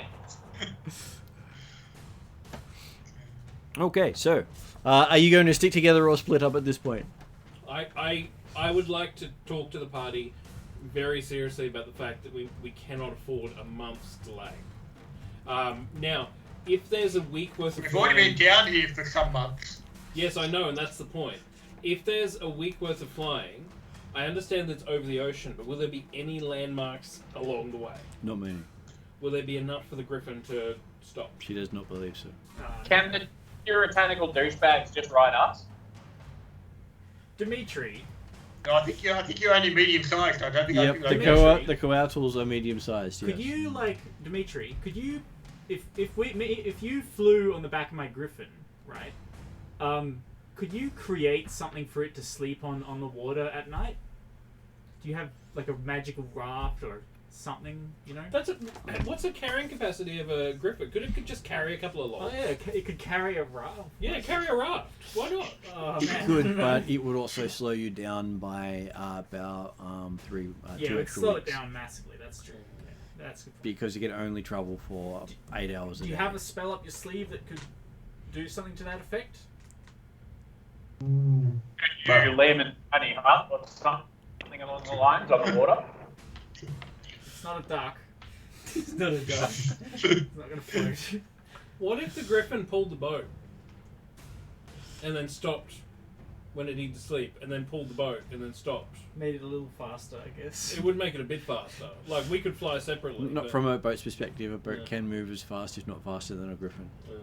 And it can move at night. Especially with the ability of going with the wind. If it's going against the wind, the griffin can beat it. But if it's got the wind behind it, it can move as fast, if not faster, than a griffin. Although, admittedly, if it's going against the wind, Depending the on the griffin size probably of the gets vehicle. affected by the wind as well. It depends on the size of the vehicle. Could we ask her if there's any way that they have of carrying freight or anything that might, magically or otherwise, that you might be able to utilise here? She's not sure. It just depends on how important it is for you to bring the gods back. Yeah. Just a question: how big's a griffin? Griffin is Large a large size. creature. So if we all cut a piece off. I believe that we either find a way to all travel quickly or we split the party. Because unfortunately I feel like this is something that we're getting hinted at that we need to be quick with. No, I can think of a way. These two idiots don't be douchebags and actually partake. Yeah, but the other problem is that the griffin. No one deserves to be riding him. Sorry. No. If I can't have one, no one could have one. Yeah, because Dimitri's the only one that didn't drink the blood. No, Dimitri is the only one who didn't Oh, drink yeah, blood. okay. The griffin can't drink the blood. That's right, the griffin can't, but the griffin rider did. you could just tell your griffin to head somewhere. But it can't go out into the ocean because it needs somewhere to stop and rest. So Well, actually, I'm more than happy to accompany it on the boat. the thing is, okay, I see what you guys are saying. So leave the griffin with Dimitri, and then go with you guys because Yeah. I'm the serpent. Can All right, a all right. griffin swim? Yes, but it can't sleep. It can't sleep. I'm just reading. Just so you know, like just to disrupt even more. If it was Flarman and he had to leave his horses behind, in this circumstance, We already know that he's happy to do that because he's done it before. in this circumstance, he would not do it. If it does take more time, then he would not leave it behind. But if, like every other moment in every campaign, he forces to leave his goddamn horses behind, the pure reason that he exists and thrives, then he has to leave. We'll just find you another one like we found a dinosaur. If it was a case of it would take more time, Flarman would be taken. So you can't think of a spell that would do that, Dimitri? He hasn't got the power to do No, no. long-term flight, no. No. I mean, the other Well- idea, like if you could create a raft or something at night, so the griffin and you can sleep on it. But the point being the fact that whilst the griffin could get back to Melania faster than travelling by land, assuming that we're not using the Venetian roads, once you get on water or above the water, the boat goes faster than the griffin. Oh, right, yeah. So the point being that, May as well take a boat. Got it. Good point there. Very good. Dimitri's happy to accompany the Griffin and attempt to fly it across to get back quickly to Millennia, to then meet up with the boat and then take the boat across. Alright, would I have any sort of use like that from Wave? Or from the World Shield Plate, which I can't remember what it is. The World But, Shield. The other- The World Shield plate is the anti-magic. That's your armor. anti-magic armor. Right, okay. So, we had the... I have Wave, who has Because some again, spells. next Would Wave That's have the other anything thing you we might want to could think about is Yes, if you mini want to shield hang on shanty. to your anti-magic armor, well, Dimitri's happy to Help carry with it that. for you on the He back of the can tell Griffin. you many stories in Shanty. use? Okay. Oh yeah, so Dimitri will have to take our anti-magic armor with him. Yeah. Well, I've taken mine off. I'm not going to wear it anymore. Oh, you done with it? Yeah, it's fine. It gave me 2 AC, but I can fly. Yeah, but the point is, don't throw it away. No, I wasn't. I was just giving it to you to take. Exactly, that's right. Just give Hey, it to guys, Dimitri. You need from more me. magic items. Dimitri Okay, well, that ensures sounds that like he's we've got a wrapped up plan. carefully in blankets so he doesn't actually have to touch the stuff. Yeah. I just feel like we're starting to get to the point where a bit of urgency may be needed because Fair shit's enough. going down everywhere. And 4 weeks is a long time considering how much time we've already utilised, not wasted. We've utilised the time. But we probably need to... I feel something pulling me. Don't worry, it's going to hurt Jeremy more on the Tuesday game when he has to spend all that time without access to some of his magic. But he'll find a way. He's Dimitri. Even It when he's not won't- Dimitri. it won't be he's Dimitri's Dimitri. character. Even when he's not Dimitri, he's They'll Dimitri. just blame Dimitri. It's all Dimitri's fault. Even when he's not a douchebag spellcaster, he's a douchebag self-right dude. He even makes a mistake and says Dimitri's going to. Oh no, wait. So we know. If I was Dimitri, I'd do this. Oh dear. Okay, so yes, you are going to fly directly there. Excellent. I should point out that Dimitri's reluctance to drink the blood of the Queen Serpent had nothing to do with concerns about evilness. Then what is your concern? He wouldn't dream of demeaning the royal blood by drinking it. I consider it to be a strong addition to her royal line. Though he did, reject her offer. Rude. What a dick. How do you say Hey. no to a queen? No. It was the sort of thing that Just ask He- Dimitri. he'd saved the Queen, saved her hatching, no reward was needed. He's such a generous and noble fellow. Yeah, so what does he actually think? I like the idea of like our characters sort of taking this celestial blood because it's like it's not really just like getting some gold as a reward. It's sort of like proving that we're something, you know. It adds to the story of the heroes, you know. Yeah, it's cool. It's not just like a +1 item. For the It people is- not in the room, be worried. Mun's opening a box. Oh, okay, I'm just finding the next story in the list. In the box. In the box. Yes. It is official. So I've got a random question. Yeah, we're official. It got celestial resolved. verified. It got resolved by you with a bow. But I was Roll about crit. to see if I could pull off an arm part of my armor and stick it into the skewers of Wave and throw Wave at the goblin. What's wave? This It's trident a of trident. effect.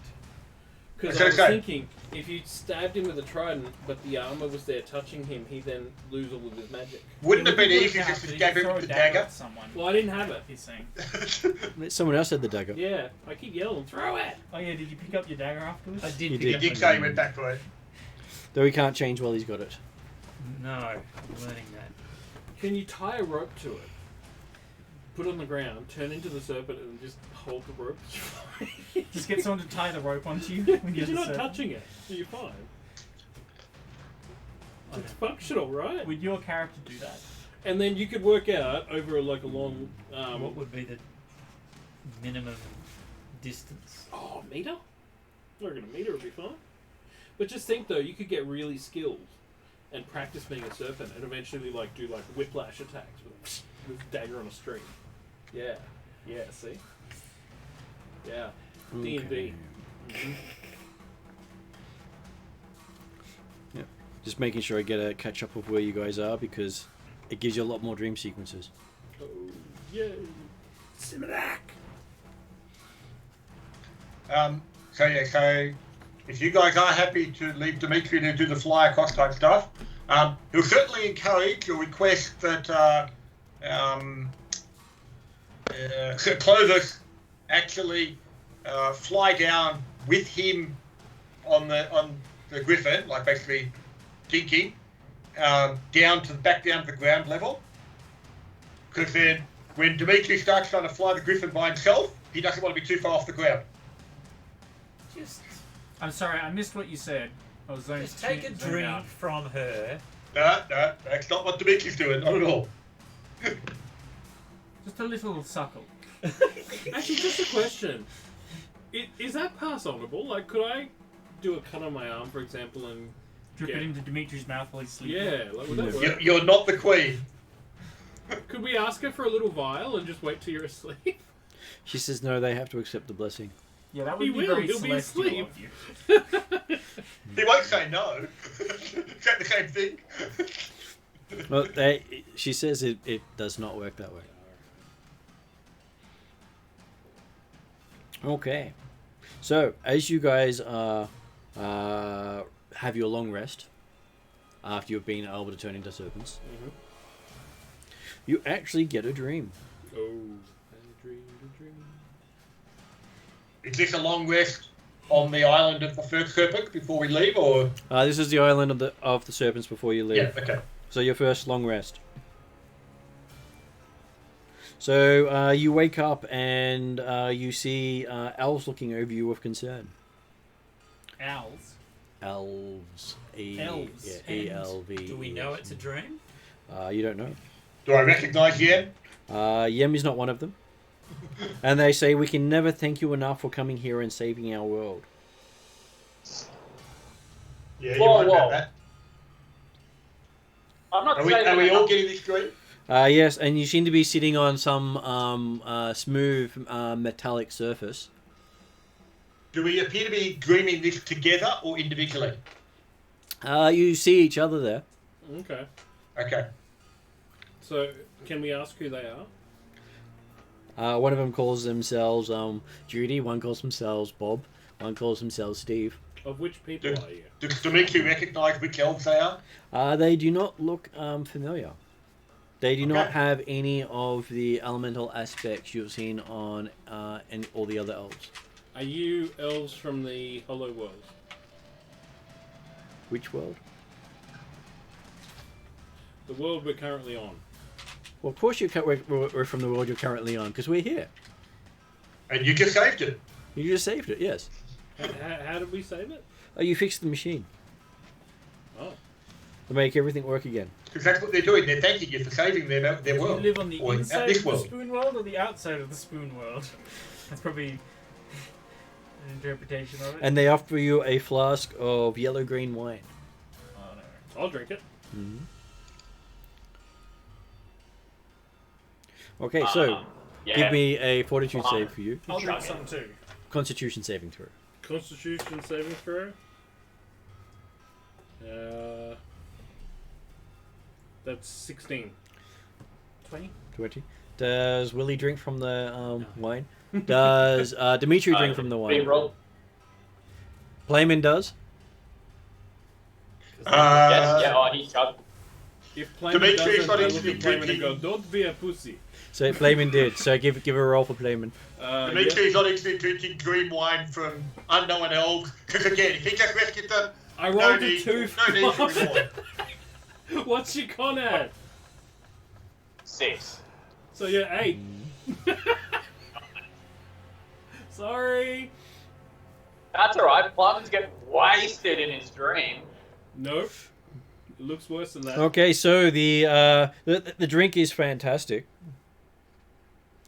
You've never had its equal. You've never had anything that tastes so nice. Excellent. It's the best drink you've ever had, and you Alright, keep so. Alright, sorry, go on. you keep you just keep drinking and drinking. Absolutely. Nice drink. And one of the I'll give each of you a perception roll, except for David, who's enjoying the drink so much. Dimitri, 4 plus. Do I get one even though I haven't? Because you weren't drinking. Dimitri got 12 with that. Having not drunk, I don't know if that makes a difference. So. 17. Oh, the perception. It was only Playman who drank too much. No. 18 for perception. Okay. Too much. You mean not enough. And what did Dimitri got 12, didn't he? Yeah, 12 without having drunk anything. Okay, so those of you who got over 15, one of the elves has a name tag on it, and on the name tag you can see the word scrolling across it. I can't get through to you. You must seek out Shajupa. Seek to remember the name Satura. I can barely touch your minds. On the name tag. On the name tag. What about the person? Is the person aware of this? Whose the name tag's on? Didn't notice. Sorry. Drew it to his attention? Could I ask the names again? Shaju. You must seek out Shajjupa. Yeah, I asked. And what's remember with the name tag? Dahastura. He looks down and goes, it's a name tag, so you know my name. What does it say on it? Bob. So he sees something else. And you're looking, it says Bob. Oh. Dahastura. Yeah. Alright. Well, my character will try and commit that to memory. That is just in Bob case- is very easy to commit to memory. No. That's what he says to you. That's my second note written down in a session. I'm proud of Clever. myself. During all of this, Ballard finishes the drink, smashes it on the ground, and then tries to grab somebody else. They give you another one. I'll give you 2 guesses as to what's happening. Can we ask them where they are right now? Yes, the Valley of the Black Law Elves. Valley of the Black Law Elves. Awesome. Okay. Which even that vague name draws warning bells in Dimitri's ears of being told by Yam, never go there. That's right. Are you by any chance evil elves? And then you sort of wake up after your shared dream. Yep. No! No! Where Valley. did you go? And you wake up to Plowman throwing up a Bucket of yak urine. yellow green liquid. Just like buckets of it. Yep. Plummet reaches for something solid to break off and throw in frustration. You pull this. You break off a small bit of the gemstone rock and throw it in frustration. Oh! Water checkpoint. Papers, please. Sorry. Yeah, cool. Gonna keep throwing a tantrum. Okay. Can I hold the Book of Simarak and see if he speaks to me? You've got the Book of Simarak, and you're looking at it. It seems to have This is darkened. just nothing fascism. I'm at a checkpoint. It's a border checkpoint. Oh, Can I call out to Simarak and ask if he can speak to me? Give me a religion roll. Uh, See how good you are at being religious here. 19. 19. You call out to him. Yeah. You don't hear anything. Silent treatment, hey? And you can see the book is darkening in your hands. Darkening. Mhm. Ooh.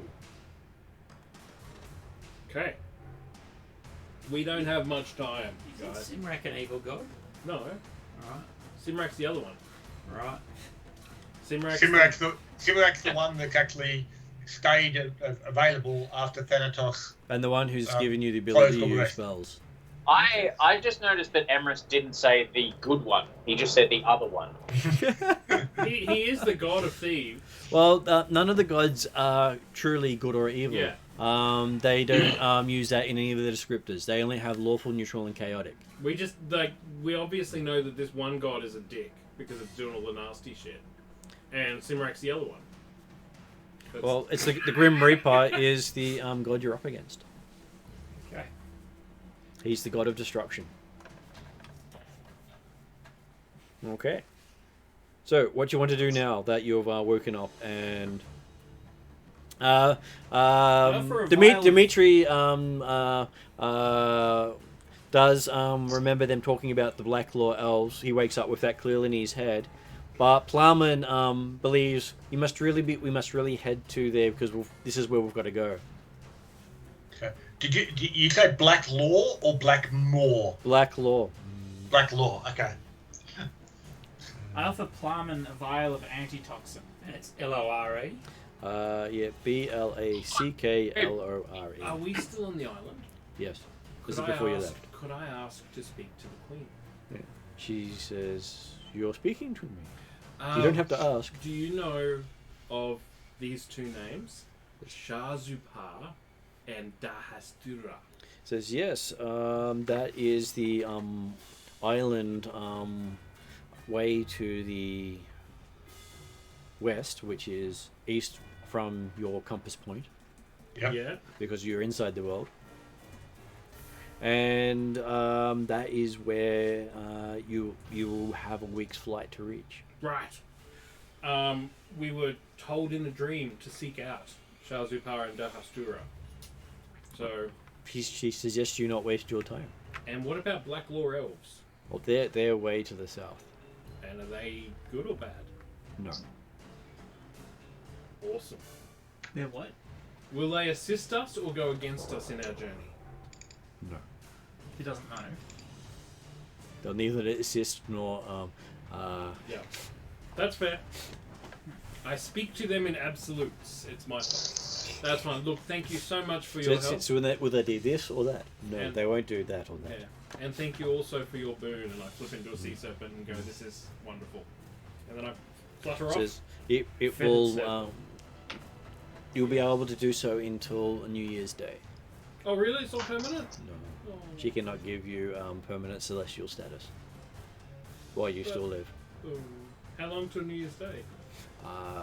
Probably a couple of months at least. Yeah. We'll get Considering sick there's by no days or nights here, it's hard to judge. I think we can actually tell you exactly how far through the months you are. Yeah. Because that might actually Yeah. be something useful for you to know. Okay. When the Queen says that to you, Dimitri pats you on the shoulder and says, "Merry Christmas." Are you going to change your mind?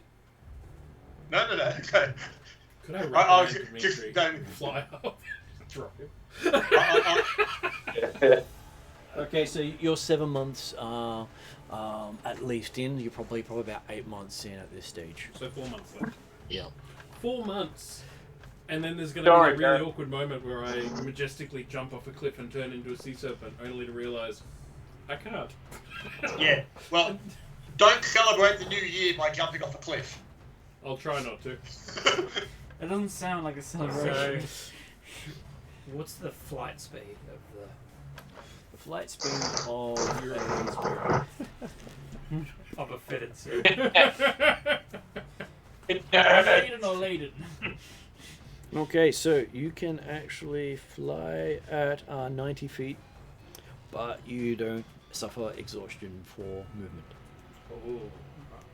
So you can pretty much move 24 hours in that thing as a celestial. Benefits of a celestial form. Cool. Alright, 90 feet around. Which means you can definitely outfly What's any boat. Dimitri going to do? He's going to have to fly down, find a boat. And then we'll see him in 4 weeks. Okay. Probably longer. Yeah. But he's the guy that carries us. Could we carry him? Like a variety of ropes between us. Possibly. Like, would that be something... Dimitri, would you consider that? It's not necessary. Like, we make a net. I'll meet you there. We make Yeah, a that net was a and carry you. Well, that way Dimitri saying no. What if we just net him anyway? You could. And that way you've got him just suspended in direct sunlight for a whole week. Yeah, Hardy, what do you think? You need Yeah. a tan? Let's roast Dimitri.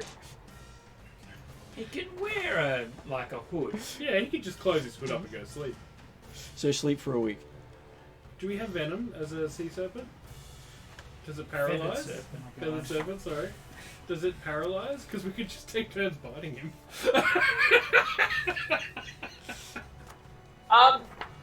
So what happens if you turn evil as opposed to just being evil? No, Why is Plumman so concerned with this? Well, I'm not concerned. I'm concerned about what's going to happen to Emrys when he turns Dimitri into a drooling mess for an entire week. Well, technically, if he fails a Constitution saving throw when you bite him, he's unconscious for 24 hours. Look, I mean, I'm mostly being funny, but there is a little bit of logic here. So there's no risk of dying. No, he's just unconscious for 24 hours. And 2 weeks. But you can use an starving action to wake him slowly up. to death. Well, instead of 4 weeks, it would get in there in 1. Consider it a diet. We could feed him. Yeah, just a brief Howard diet. Not can while ask he's his- unconscious. we can We'll ask his feed him permission. as No, snakes. when he wakes up, be like, here's some food. Now we're going to bite you again. We'll just Yeah. swimming in the water. Can we talk to you very seriously, Dimitri? Would you consider what is essentially suspended animation for a week so that we can get you to there quicker? That's not necessary. I'll meet you there. Alright, obviously he's not going to help. I think we should just go. You guys? Okay. Yeah. So is Sir Clovis going to go with them or stay with his griffin? The Griffin will go with Dimitri and he'll fly with the party. So the brawn, not the intelligence, or... I don't know how smart the griffin is. It might be really clever. Probably Take a about guess. 2 or 3 intelligence at the most. Because Mark's donkey was smarter than his character, wasn't it? It was. How smart is the feathered serpent? Feathered Serpent has intelligence of 18. Oh, Hell I don't yeah! know. wait, do Climate we get force. that when we're feathery? Yeah. You are in... well, you don't change your stats as the Serpent, but a standard Feathered Serpent is okay. 18. You keep your stats. You just get some of the features of it. You don't get its spellcasting ability, though. Okay. So, what's Jeremy going to do while Dimitri's spending his time traveling? I'm happy to sit and listen. Because by the time Dimitri actually reaches the point, either you'll be the only one there to save the day, or the others will have already finished the story by that point. More than likely. But that's okay, because Dimitri can stop off with Millennia and stuff like that and enjoy Emperorhood for a while. Slow and go with Dimitri. No, Dimitri wants to go to a whole house. That's what's happening. He wants us to just, let him go his own way. He'll spend a week with some woman named Martha, and then he'll be on his boat. Some swarthy Yeah. sailor lady. Yeah, let's be honest. It'll do him good. So that will happen.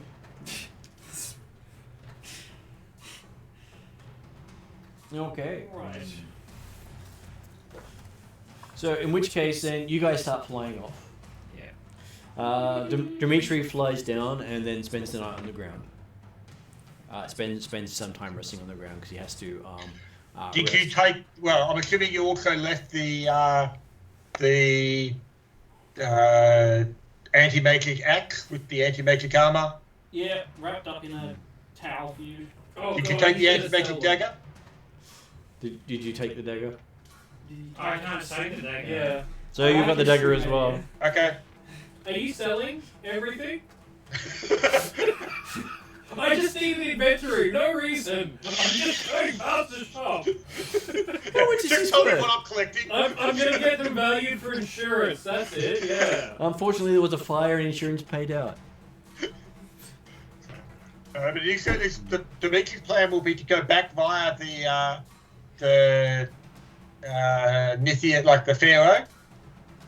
Are you going to go backwards to the Pharaoh and not forwards to Millennia? The Because it is further away to go back to Nithia.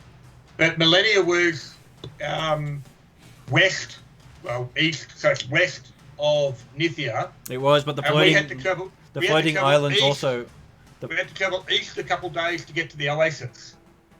So the idea being the fact that he was planning on going, effectively stopping at the Nithian Emperor first. Yeah, GM Pharaoh. getting east and west confused again.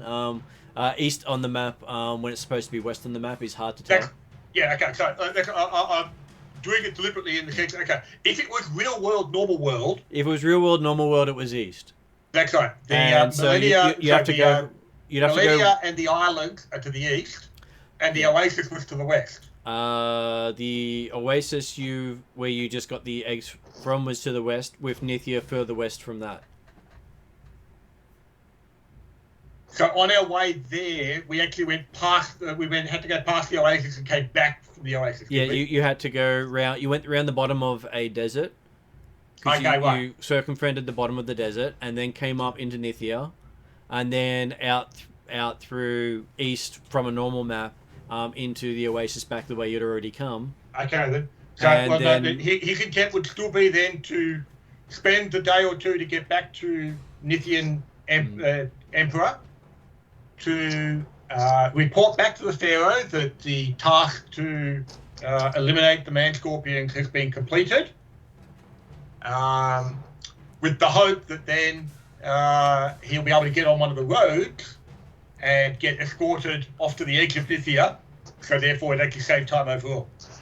Which, for them, is south. Back to the big rolling plains with the little people who kill things. Yep. But then he'll go via with the Griffin, go via the south of the plains and go round that way. Yep. It'll take him a while, but that's his plan. It will. So, on the first night, while you're waiting to see the get into Nithia proper, because it does take a while to get into Nithia, even with a Griffin. I'm happy that we can talk about this elsewhere, and the rest of the guys can keep going. Well, this is all happening while they're traveling there. Yeah, that's right. While they're traveling, but. So Dimitri has a dream because no one else is needing to dream, and in that dream, he's eating in a crowded, dirty restaurant. He's having bowls of lentil soup seasoned with strange, pungent spices. Dark wooden walls are covered with food stains, and the ceiling is too low. The place is filled with thin, brown-skinned men and women all eating soup. A waiter wearing only a turban and a loincloth approaches your table. He says, "Sir, the owner has told me that your meal is compliment to the house. We are most sorry that you have come so far for nothing. Our temple has been repaired by a group of local heroes with the assistance of the most high immortals. We all wish you well on your future journey." And you hear a sound of a scuffle outside. An old white-haired man in a loincloth is trying to enter the restaurant, with the waiter running out saying, "No untouchables here." And then you wake up before you can interact. Before I've got a chance to look out what's happening. Okay, yep. Did I recognise the dress or style of the people? It was unlike anything you had witnessed before. For Dimitri, that's saying something. I was just going to say.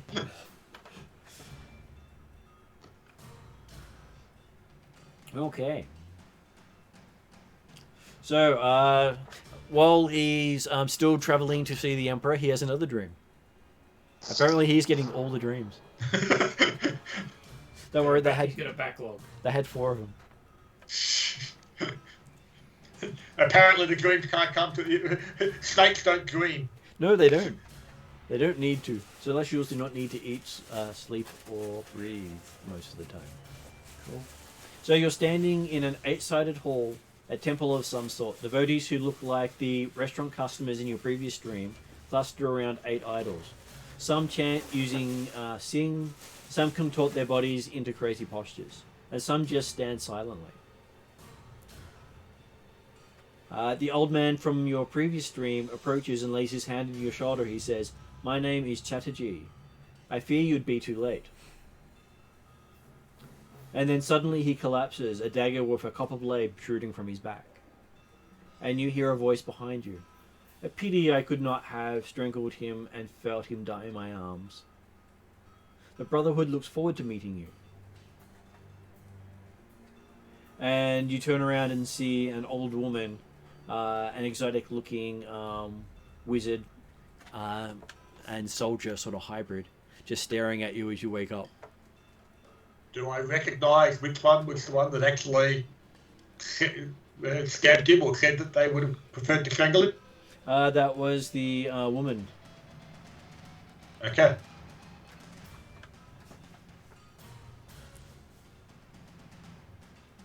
So obviously it's a non-gender divisive term of brotherhood. Well, most brotherhoods are. Especially considering most of the gods have no distinction between male and female themselves. Mm-hmm. But hey, the good news I got from that Dimitri got from that was, oh good, so it's not going to be too late. And then on the night before you get to meet the Emperor as you're resting, actually having reached the Pharaoh's capital. You find yourself standing under a vast dome. All around you is an ugly spider's web, except that strands seem to be iron bars. The airs smell of fire, sweat, and powdered bone. Your own body seems to be rippling, or is that the space you're occupying that is rippling? Chatterjee is tracing a finger on the floor. As you watch, it changes from 2-dimensional to 3-dimensional to 4-dimensional. A dark figure with many arms leaps up from nowhere, carrying a corroded scythe. You can't see the body, but the face is that of the old woman with the white hair who you saw in the previous dream.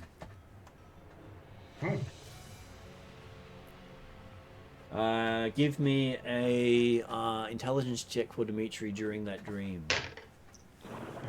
6, 11. Okay. She is familiar. You don't know where from. Not Okay. just from your previous dream. Not just from the previous dream. Okay. And you wake up with her picture of her cutting serpents out of the air. As in, like, that's the end scene of the dream.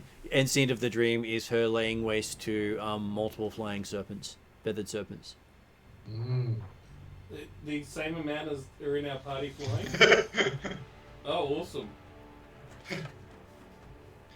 Okay, so this is basically you're 4 days into the travel across the ocean. Mm-hmm.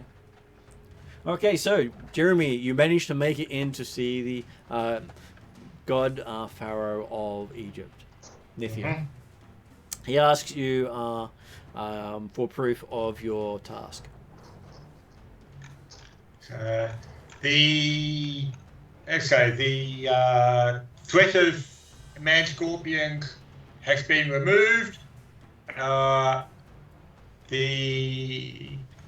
bring evidence of their workmanship that were graded from their home. Unfortunately, it was a fairly rustic. They were a poor tribe, but yes, this is what they have. But I can assure you, they will bother you no more. And what do you did you wish for my time? Now that you've done this service for me, and lost many of your fellow companions along the way, it seems. It was a difficult fight and a savage battle, but now the only thing I desire will be the opportunity to leave your land and return to Millennia as rapidly as possible. So you wish my assistance in getting home as soon as possible? If you have availability to return me home sooner than a walk along the ground, that would be much appreciated. I do have access to a tool of the gods themselves, which can send you to your home. Why don't you get it With to a send step. you to where we're going? Well, that's like to make you suddenly think, hang on, home, Karameikos, home. It's just the day we lose Dimitri. I would be. Is it really losing him if you never wanted him?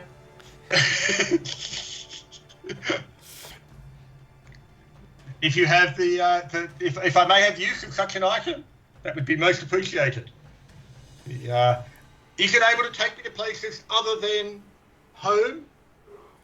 If you desire to go somewhere other than home, then yes, it can take you to other places other than home. Okay. But it's a one-way trip. Shazupar and Dahastura. Or for shits and giggles, Valley is Black Laurel. Okay.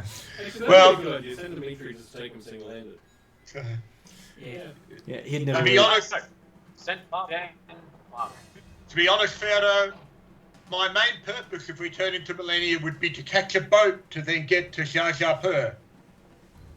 If you had the opportunity to transport me direct to that location, that would be most. I would feel most rewarded. Thank you. And I would also offer you the. You offered out my young friend a dagger of worthy mate. One of the items that we managed to recover from the man scorpions would be this much more impressive battle axe that I'm sure would look better upon your wall if not actually wielded by your generals. Yep. He says, okay, he will accept your offering, and he says, give him a day to prepare, and then you'll be able to travel to where your heart desires. He's going to be where we are before we get there. That's annoying. I will That's really annoying. enjoy the opportunity to He asked the right relax thing in with the your right fine person. kingdom. Okay, so everyone else is going flap, flap, light, flap, sun, flap, flap, flap, flap. Lucky I'm not hungry, flap, flap, flap, flap. So Just trying to think of some good flying music. you do hear sea shanties from Wade still. Yeah. Of course, one of the problems with Dimitri, as he said he'd meet you there. That will be that presumably he won't be able to bring you armor. That's alright, I'm wearing normal armor. Oh, Okay, so in the And next hopefully day. he can bring the griffin.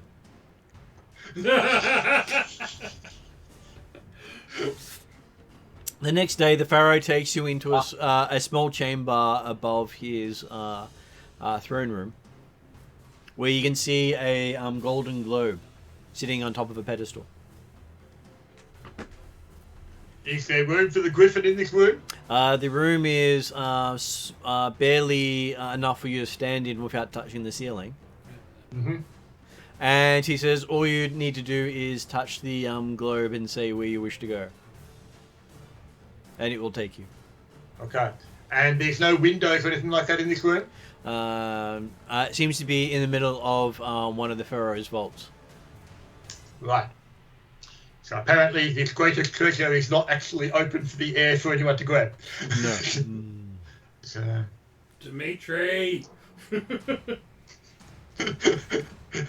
what are you concerned about?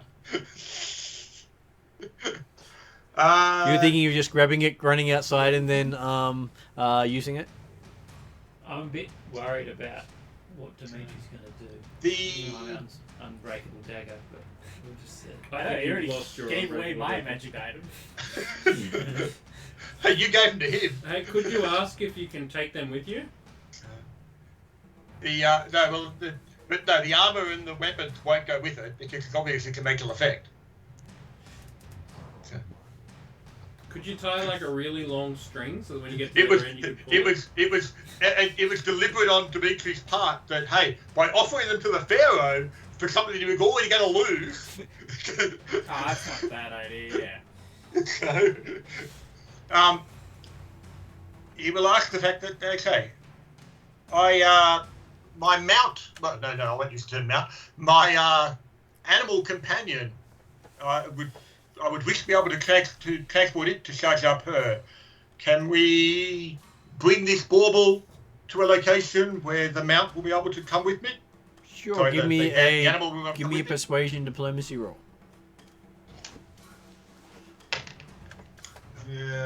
12. And he's so diplomatic. Where am I? Persuasion, 11. For -1. Yep. He sort of looks at you and says, Everybody likes Dimitri. you don't seem to really want me to say yes to that, he says. Well, there's part of me that wants me to say yes. But most of you seems to want me to say no. Mm, Convince me, he says. Which is a bigger one? Which one wants you to take the beast of another person? Well, perhaps I could offer you the let's say I've already offered you the impressive axe of the Scorpion Men. It is quite impressive. I did notice that some of your men had access to armor of a similar make. I'm not certain that you'll have access to that anymore, but I can offer you 2 more suits to keep you instead until that time. Says sure, he'll take those armor and let's see. And considering the armor would not trouble with you anyway, he says. Damn it. He's happy to take that as a gift. It was meant to be in the intent it was given. Absolutely.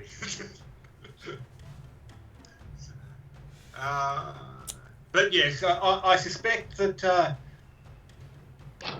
Though he says, beware that if you and another creature use the item, whichever one has the stronger will be the one that goes home. And the other will be taken where to that location, Yep. or the other gets left behind. No, they both go to that same location. Yeah, so yeah. But hey, Dimitri knows that he's got a stronger will than a stupid animal, so. and yes, He says while his face is being absolutely decimated and destroyed with claws. Okay, so he brings. but okay, he will then talk to Varric. Well, the amount is one. Sorry, the animal is my only reminder of the companions that I've lost. So I would certainly wish to be able to keep it with me for all time. For all time. He says, well, it will travel with you, but you may travel with it instead. Oh no, that's right. I understand. But yes, so So is it possible for bring the bauble someplace where I can bring them out with me? he gets some and litter animal bearers friend? to take the orb out. Requires at least 4 people to lift it. And hopefully none of them think they want to be somewhere else at that time. And as it comes outside and is hit by the light, it glows with a fierce glow. Mm. So while they're moving it, because Demetrius obviously watches the sideline, because you wouldn't dream of interfering with the Pharaoh's men's work, he'll be curious. He said you can actually determine what the object is, all that kind of stuff. So. But you cannot tell what it's made out of, but whatever it is appears to be heavy. Okay. And heavier than the size it appears to be. Mm-hmm. So when they put it down outside, the Pharaoh says, now you need to touch your companion The and beast? touch the orb. And then whoever's will is stronger will be taken to where they most desire to go. Okay. I said most And desire. the And does Dimitri really desire going to Shatapar here? Or does he desire going home more? Go back to the Because- place where he's gone. Well, the thing is, Well- it's where he desires, not where he wants to go. and he does recognise that whilst it would be nice to get out of the Hollow World, if he doesn't deal with the issues in the Hollow World, he sure as hell can't trust dead guys to deal with it, and therefore his home will be destroyed. So he does actually have a definite desire to fix the problem. Okay, so Yeah, I'm going to make Jeremy. it a will saving throw for Jeremy versus the will saving throw for the Griffin. What were you going to say, David? Hey, Wisdom. Jeremy, Yep. Yeah, Dimitri wouldn't trust a perfect clone of Dimitri to do anything. Absolutely. Dimitri wouldn't trust a perfect clone of himself to tie his own shoes. Well, not the shoes that he's wearing anyway. He might trust the clone to tie his own shoes. So, Yeah, how well but he'd did be more Dimitri than go willing with to a explain to it, with mate. a wisdom saving throw? 17 total 22. Okay, you find the land travels very quickly beneath you, and you're now standing in water with people on stilts around you. Strange city of the dream place you were dreaming of. And the griffin's just sitting there blinking at the area because it was not as bright as where you were. This poor griffin, I swear, I'm so sorry for this griffin. It's alright, It is- Dimitri will look after it. Yeah, that's why I'm sorry. It has gone through some serious shit already. So, And now it has- so what you do is you smell the port before you even see it. Reminded why I hated the griffin in the first place. I get to eat a horse in front of him. It smells like spice and garbage and people. You see the brownish grey water littered with trash which you're standing in, and crowded piers in the distance, and in between a dozen men scattered around the harbour standing on its deepest waters. And you look again, no, they're not standing on the water, they're perched upon long, springy wooden poles that stick out about 8 feet above the water. Each pole has a small peg just above the waterline, and the men stand one-footed on these pegs, holding onto the poles one-handed. The men have long hair, long beards, and they're dressed in long dirty smocks. They're all staring at the sun. None of them move except to breathe. They barely notice you appearing amongst their midst, and then go back to looking at the sun.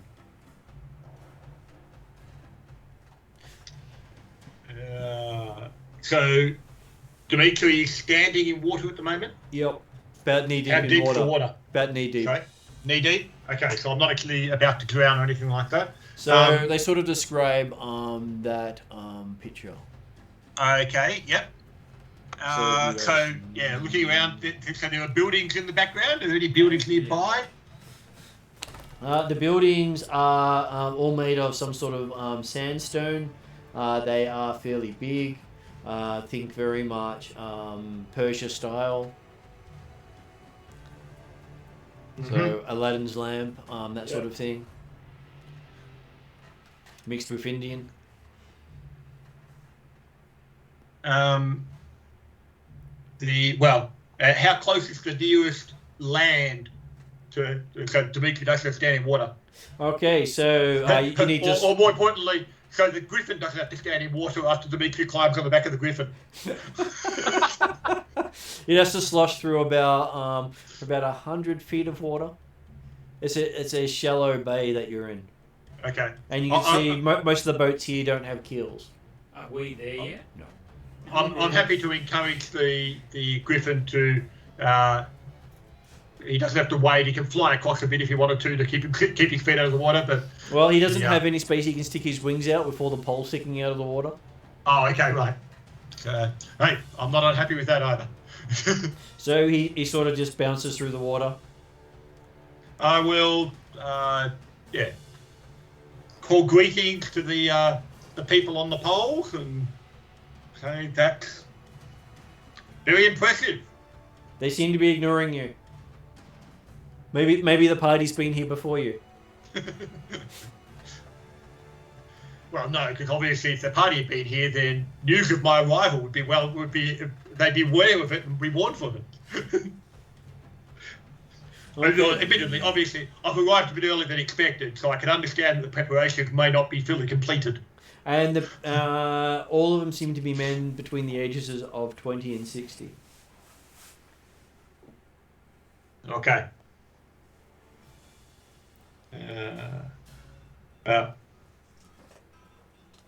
I'm happy, so I will aim to get to some lands and try and talk to someone who might be more willing to talk.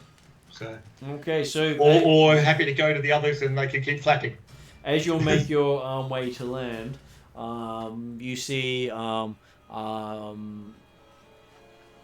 4 serpents start angling down from the sun. Oh, so it just arrived. It's been 7 days for you. I never said it was instantaneous for Jeremy. He just got there faster. Well, okay, but I had multiple nights rest along the way and enjoyed the comforts of home. Well, comforts of here. Okay, so you guys slowly go down towards the island where you'd been directed. You seem to know exactly where it was. And you can see your griffin on the shore. I was going to say, do I spot the serpents Yep. as they start to come in? You do. I will give them a wave, assuming they're coming to meet me, but I don't know if I'm on the right island as far as they're concerned. But And yes, they seem to spiral down towards you. I'm assuming they do. Yes. yeah. Although I suspect that Plumman might be having second thoughts about this Shah Jar per place if Dimitri's already there. You know, Yeah, this place fucking sucks. It's got the Okay, and they spiral down and land beside you. And I'm assuming turn back into normal. As they start to approach, like, are there other people paying attention to the feathered serpents? Is there any reaction or anything like that? People point and then shrug. Okay. You know that there's lot of colourful things around. Yeah. And they thought if something going to attack a stranger who just appeared in their midst, well, they'll keep back until it's finished. Okay. That's a general discussion you hear from them whispering amongst themselves quite loudly. Okay. Okay. Dimitri's happy to engage them in conversation with his typical charisma.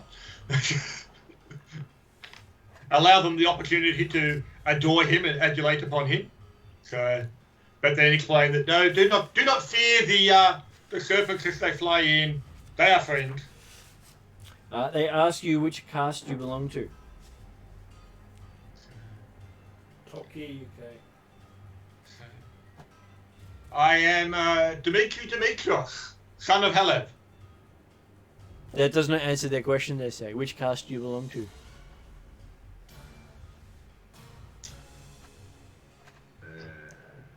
Well, as you can see by my fine beast, I'm obviously of noble class. Right? They look at you. I don't understand what this noble means. So we It will actually become did clear. this entire Yeah, signature, is noble like untouchable? It will become clear. And no, because they say Dimitri remembers his dreams and the Untouchables were dressed in rags and they weren't allowed places, so definitely nothing like Untouchables. Oh, outcast then. Thrown Not from your outcast, lands. visiting from far away, but certainly able and accepted to return home any time we would desire. They seem very confused with your description of yourself. Yeah, fair enough. Okay, so everyone has made it down at this stage and has turned back into themselves. I'm glad you guys could finally get here. And you I notice told that you your I'd meet you griffin here. is covered in garbage. Why? I told you I'd meet you here. You have no idea why. He's just covered in garbage. Why is the griffin covered in garbage? Well, apparently it doesn't know how to clean itself.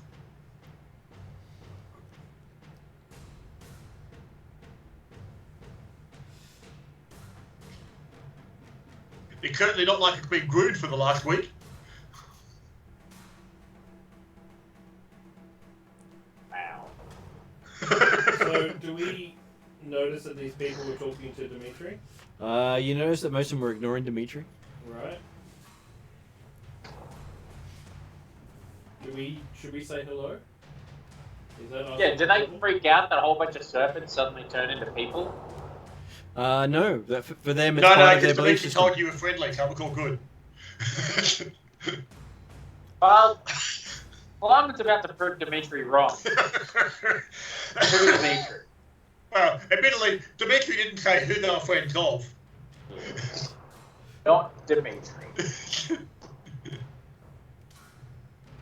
So that they ask each of you which caste do you belong to. The right cast. They some of them look at you and go, "That's not a caste." What cast do you belong to? I belong to the Artisans caste. I belong to the Warriors cast? Look you up and down. Are you sure? Yes. Do they appear concerned about halflings? Not particularly so. No. Either they don't know the reputation or they're not afraid of it. Yeah, no, that's fair. It's the first time you've come across a culture that doesn't seem to be afraid of the halflings.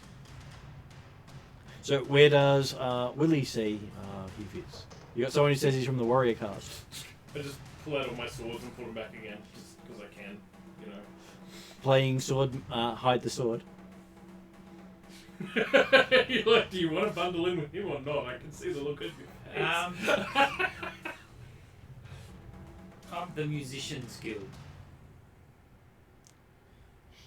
They think a bit and going, we don't have guilds, we have castes. Okay, the Musicians cast. Magicians don't really cast, he says.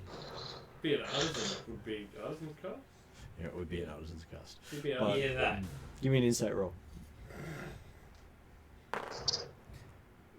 Yeah, you definitely think it's an That's a artisan's 15. cast. I don't know what bonus I get. It would be your wisdom bonus if you don't have the skill. What would be the skill? Insight. Good question. So if you have the skill, then you also get proficiency. I don't think I've got insight. That's okay. Then they ask Sir Clovis, not knowing you're a Sir, which caste does Clovis belong to? I'm a knight. So there's no knight here. He is a warrior like warrior. me. So are you saying you're a creature of darkness? I'm a warrior. No, we have warriors. You're a strange looking warrior though. Why you need such a long stick, I have no idea. What do your warriors use? Swords. I have one of those as well. Yes, but you carry this long stick. We stand on them, we don't hit people with them. Also, why one? Like, One Just- what? sword. Just wondering why you only have one. I have a sword, bow, Because if you're a dagger. proper warrior, you would have, like, Different weapon. I have a sword, bow, a dagger, and a lance. And they ask Playman what caste does Playman belong to? he's a horse. Farman doesn't really answer. He just sort of does a low grumble. Can somebody roll an intimidation check for me, please? Yep. God, just roll a d20 for me. That's probably. Roll d20. Don't fuck it up. Well, you're about 3 intimidating. So a 3 plus your intimidation. Yep, hang on. I don't think it's going to be enough. That's correct. It's not going to be enough. Anyway, so yeah. Bella does not answer. Flamen does not answer. He just simply growls at them and looks away. It sounds a bit Can he not speak, they say? He is a farmer. He is of the farming caste. Oh, servant. No. Labourer? Yes. Bella, He works with no, horses. fuck. Flamen, hits nasty stump over the back of the head with the butt of his glaive. You miss because I'm so short. He works with horses. It's fine. Okay, so you I actually wasn't joking at all. roll to see if he actually hits nasty. You get to roll Let's do it. yourself. I don't have to roll. He swung the butt of the glaive at you. Alright, Doesn't mean he's going to hit, but he swung. fuck my team. Okay, so there's this big meaty thunk as you hit the halfling in the back of the head. Ow. Yep. And then Barman looks away. I'll leave it to him go. Then look at you confused. Farmer can do that to you? Relative. He's part of the family. They still look confused. Farmer can do that to you? I let him do it. He's cute. He You thinks it you hurts. outcast? No. Outcast let things like that happen. Yeah, I'm not an outcast. I just get bemused. But you let lower caste hit you.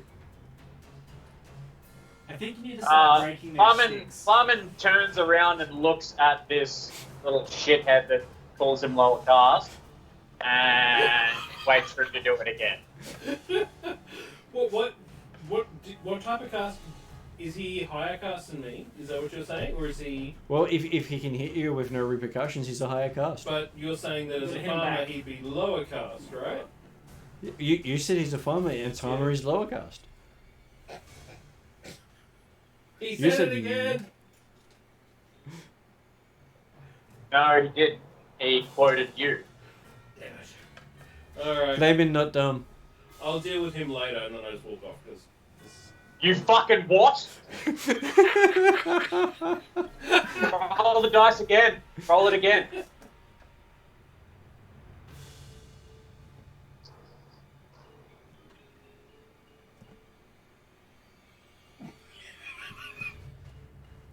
Anyway, I just Okay. faded out for a second. What did you get?